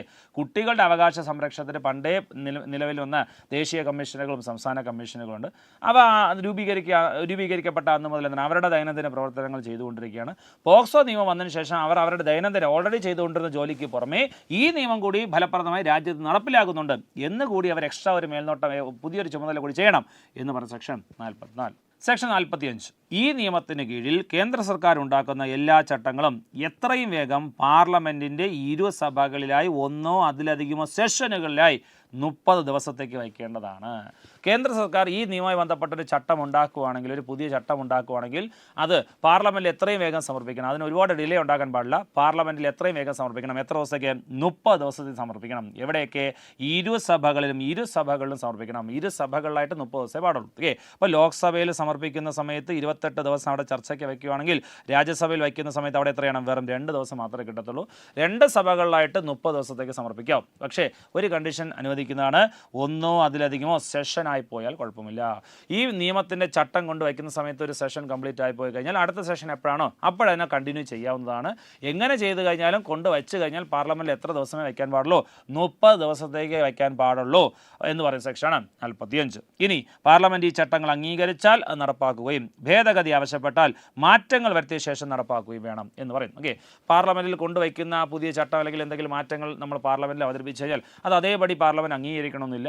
ചിലപ്പോൾ മാറ്റങ്ങൾ വരുത്താൻ ആവശ്യം വരാറുണ്ട്. അങ്ങനെ മാറ്റങ്ങൾ ആവശ്യമുണ്ടെങ്കിൽ അതിനെക്കുറിച്ച് ചർച്ച ചെയ്ത് എന്താണോ മാറ്റം വരുത്തേണ്ടത് അത് എല്ലാവരും അംഗീകരിക്കുകയാണെങ്കിൽ ആ മാറ്റം വരുത്തിയ ശേഷം മാത്രമേ നടപ്പാക്കാവൂ. ഓക്കെ.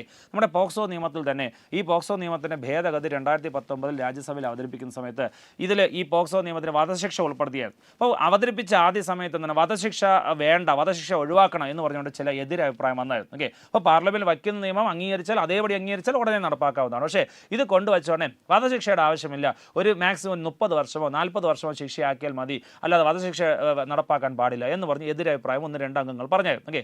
അപ്പോഴത്തേക്കും വീണ്ടും ചർച്ച നടന്നു, വോട്ടെടുപ്പ് നടന്നു. അവസാനം വോട്ടെടുപ്പിൽ 95% അംഗങ്ങളും വധശിക്ഷ വേണമെന്ന് വോട്ട് ചെയ്തുകൊണ്ടാണ് അത് പാസ്സായി. ഓക്കെ. അപ്പോൾ പാർലമെൻറ്റിൽ ഈ ചട്ടങ്ങൾ കൊണ്ടുവയ്ക്കുമ്പോൾ അതേപടി അംഗീകരിച്ചാൽ അങ്ങ് നടപ്പിലാക്കണം.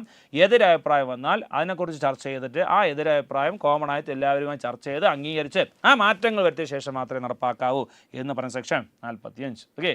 നിയമപ്രകാരം ഉണ്ടാക്കുന്ന പുതിയ ചട്ടങ്ങളെ 30 ദിവസം മാത്രമേ സമർപ്പിക്കാൻ പാടുള്ളൂ. സമർപ്പിച്ചു കഴിഞ്ഞാൽ അംഗീകരിച്ചു കഴിഞ്ഞാൽ അപ്പോഴേ നടപ്പിലാക്കണം. മാറ്റങ്ങൾ ആവശ്യപ്പെട്ടാൽ അത് എന്താണ് മാറ്റം വരുത്തേണ്ടത് എന്നതിനെക്കുറിച്ച് മാറ്റം വരുത്തിയ ശേഷം മാത്രമേ നടപ്പാക്കാൻ പാടുള്ളൂ എന്ന് പറഞ്ഞ സെക്ഷൻ 45. മിസ്സലേനിയസ് എന്ന മേഖലയിലെ 39 മുതൽ 46 വരെയാണ് സെക്ഷൻസ്. ആദ്യത്തെയും 39, 46 ഒഴിവാക്കി, അത്ര ഇമ്പോർട്ടൻ്റ് അല്ല. 40 മുതൽ 45 വരെയാണ് പറഞ്ഞത്. 40 നിയമസഹായം, നിയമോപദേശകൻ്റെ സഹായം ലഭിക്കേണ്ട രക്ഷകർത്താക്കളുടെ അവകാശം 40 പറഞ്ഞു. 41 ഇരയായ കുട്ടിയുടെ ശാരീരിക പരിശോധന നടത്തുന്നത് രക്ഷകർത്താക്കളുടെ സാന്നിധ്യത്തിലായിരിക്കും. ആ സമയത്ത് സെക്ഷൻ 3 മുതൽ 13 വരെയുള്ള വകുപ്പുകൾ ആരോപിക്കാൻ സാധിക്കത്തില്ല എന്ന് പറഞ്ഞു. 42 ഈ നിയമപ്രകാരം മറ്റേതെങ്കിലും കുറ്റപ്രകാരം ശിക്ഷിക്കപ്പെടുകയാണ്. ഒരു പ്രതി പോക്സോ നിയമപ്രകാരം ശിക്ഷ വിധിക്കപ്പെടുന്നു, മറ്റേതെങ്കിലും കുറ്റപ്രകാരം ശിക്ഷ വിധിച്ചു കഴിഞ്ഞാൽ അങ്ങനെ വിധിക്കുമ്പോൾ ഏറ്റവും കൂടിയ ദൈർഘ്യമേറിയ ശിക്ഷ ഏതാണ് അതേ നടപ്പാക്കാൻ പാടുള്ളൂ എന്ന് പറഞ്ഞു. 43 ഈ നിയമത്തിലെ വ്യവസ്ഥകൾ മാധ്യമങ്ങൾ വഴി നിരന്തരം പ്രചരിപ്പിക്കണം. കൂടാതെ ഉദ്യോഗസ്ഥർക്ക് ഈ നിയമവുമായി ബന്ധപ്പെട്ടുണ്ടാകുന്ന വിഷയങ്ങളെക്കുറിച്ച് നിരന്തരം ബോധവൽക്കരണം നൽകണം. 44 പറഞ്ഞു ബാലാവകാശ കമ്മീഷൻ, ദേശീയ സംസ്ഥാന കുട്ടികളുടെ അവകാശങ്ങൾ സംരക്ഷിക്കാൻ വേണ്ടി ദേശീയ സംസ്ഥാന കമ്മീഷനുകളുണ്ട്.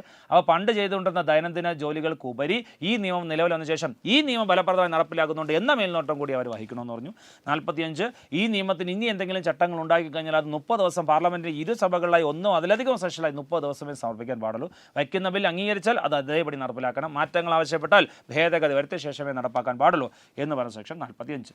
മിസ്സലേനിയസ് മറ്റ് വിവരങ്ങൾ നമ്മൾ ഇതുവരെ പറഞ്ഞ 8 ചാപ്റ്റർ ഉൾപ്പെടാത്ത മേഖലയിൽപ്പെട്ട മിസ്സലേനിയസ് ആയിട്ടുള്ള മറ്റ് വിവരങ്ങളാണ് പറഞ്ഞത്. സെക്ഷൻ 39 മുതൽ 46 വരെയാണ്.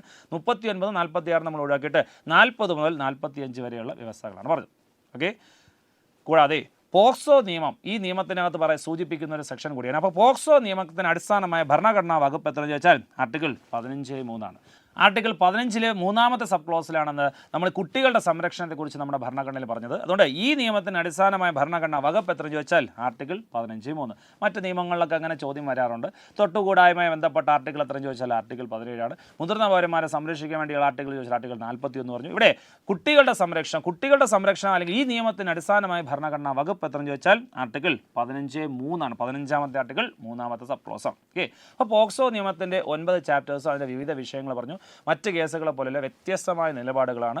കുറ്റകൃത്യങ്ങൾ ഒരു 5 തരത്തിലുള്ള കുറ്റകൃത്യങ്ങൾ പറഞ്ഞു. പിന്നെ അശ്ലീല കാര്യങ്ങൾ, പോണോഗ്രഫി കണ്ടന്റിൽ ഒരു റീസണും അവരെ ഉൾപ്പെടുത്താൻ പാടില്ല. എങ്ങനെ ഉൾപ്പെടുത്തിയാലും അത്തരം കണ്ടന്റുകൾ സൂക്ഷിക്കുന്ന സാധാരണക്കാരനായാലും എന്നാണ് കിട്ടുന്ന ശിക്ഷയെക്കുറിച്ച് പറഞ്ഞു.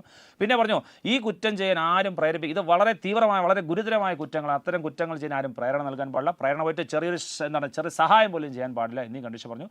അതുപോലെ തന്നെ കുറ്റം ചെയ്യുന്നത് പോലെ തന്നെ കുറ്റകരമാണ് ചെയ്യാൻ ശ്രമിക്കുന്നിടെ പിടിക്കപ്പെട്ടാൽ അതും കുറ്റകരമാണ്. കുറ്റകരമാണെന്ന് അതിൻ്റെ ശിക്ഷയെ നമ്മൾ അവിടെ പറഞ്ഞു. പിന്നെ മറ്റ് കേസുകളെ പോലെ കേസുകൾ റിപ്പോർട്ട് ചെയ്യുമ്പോൾ ഏതൊരു സാധാരണക്കാരൻ സൂക്ഷിക്കേണ്ട കാര്യങ്ങൾ അവർ തടവ് ശിക്ഷ ഉൾപ്പെടെയുള്ള ലഭിക്കാനുള്ള സാധ്യതയുണ്ട്, വ്യാജ പരാതി നൽകാൻ പാടില്ല എന്നീ കണ്ടീഷൻ കേസ് റിപ്പോർട്ട് ചെയ്യുന്ന നടപടികൾ പറഞ്ഞു.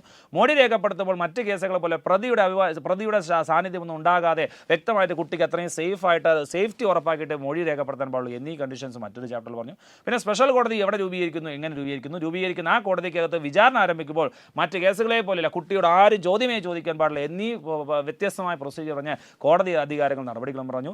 പിന്നെ മിസ്ലേനിയസ് ആയിട്ടുള്ള കുറേ വ്യവസ്ഥകൾ പറഞ്ഞു. ലാസ്റ്റ് ഈ നിയമത്തിന് അടിസ്ഥാനമായ ഭരണഘടനാ വകുപ്പ് 15 ആർട്ടിക്കിൾ 15-3 കൂടി പറഞ്ഞു. പോക്സോ നിയമത്തിൻ്റെ വിശദീകരണമാണ് ഇവിടെ പറഞ്ഞത്. Thank you.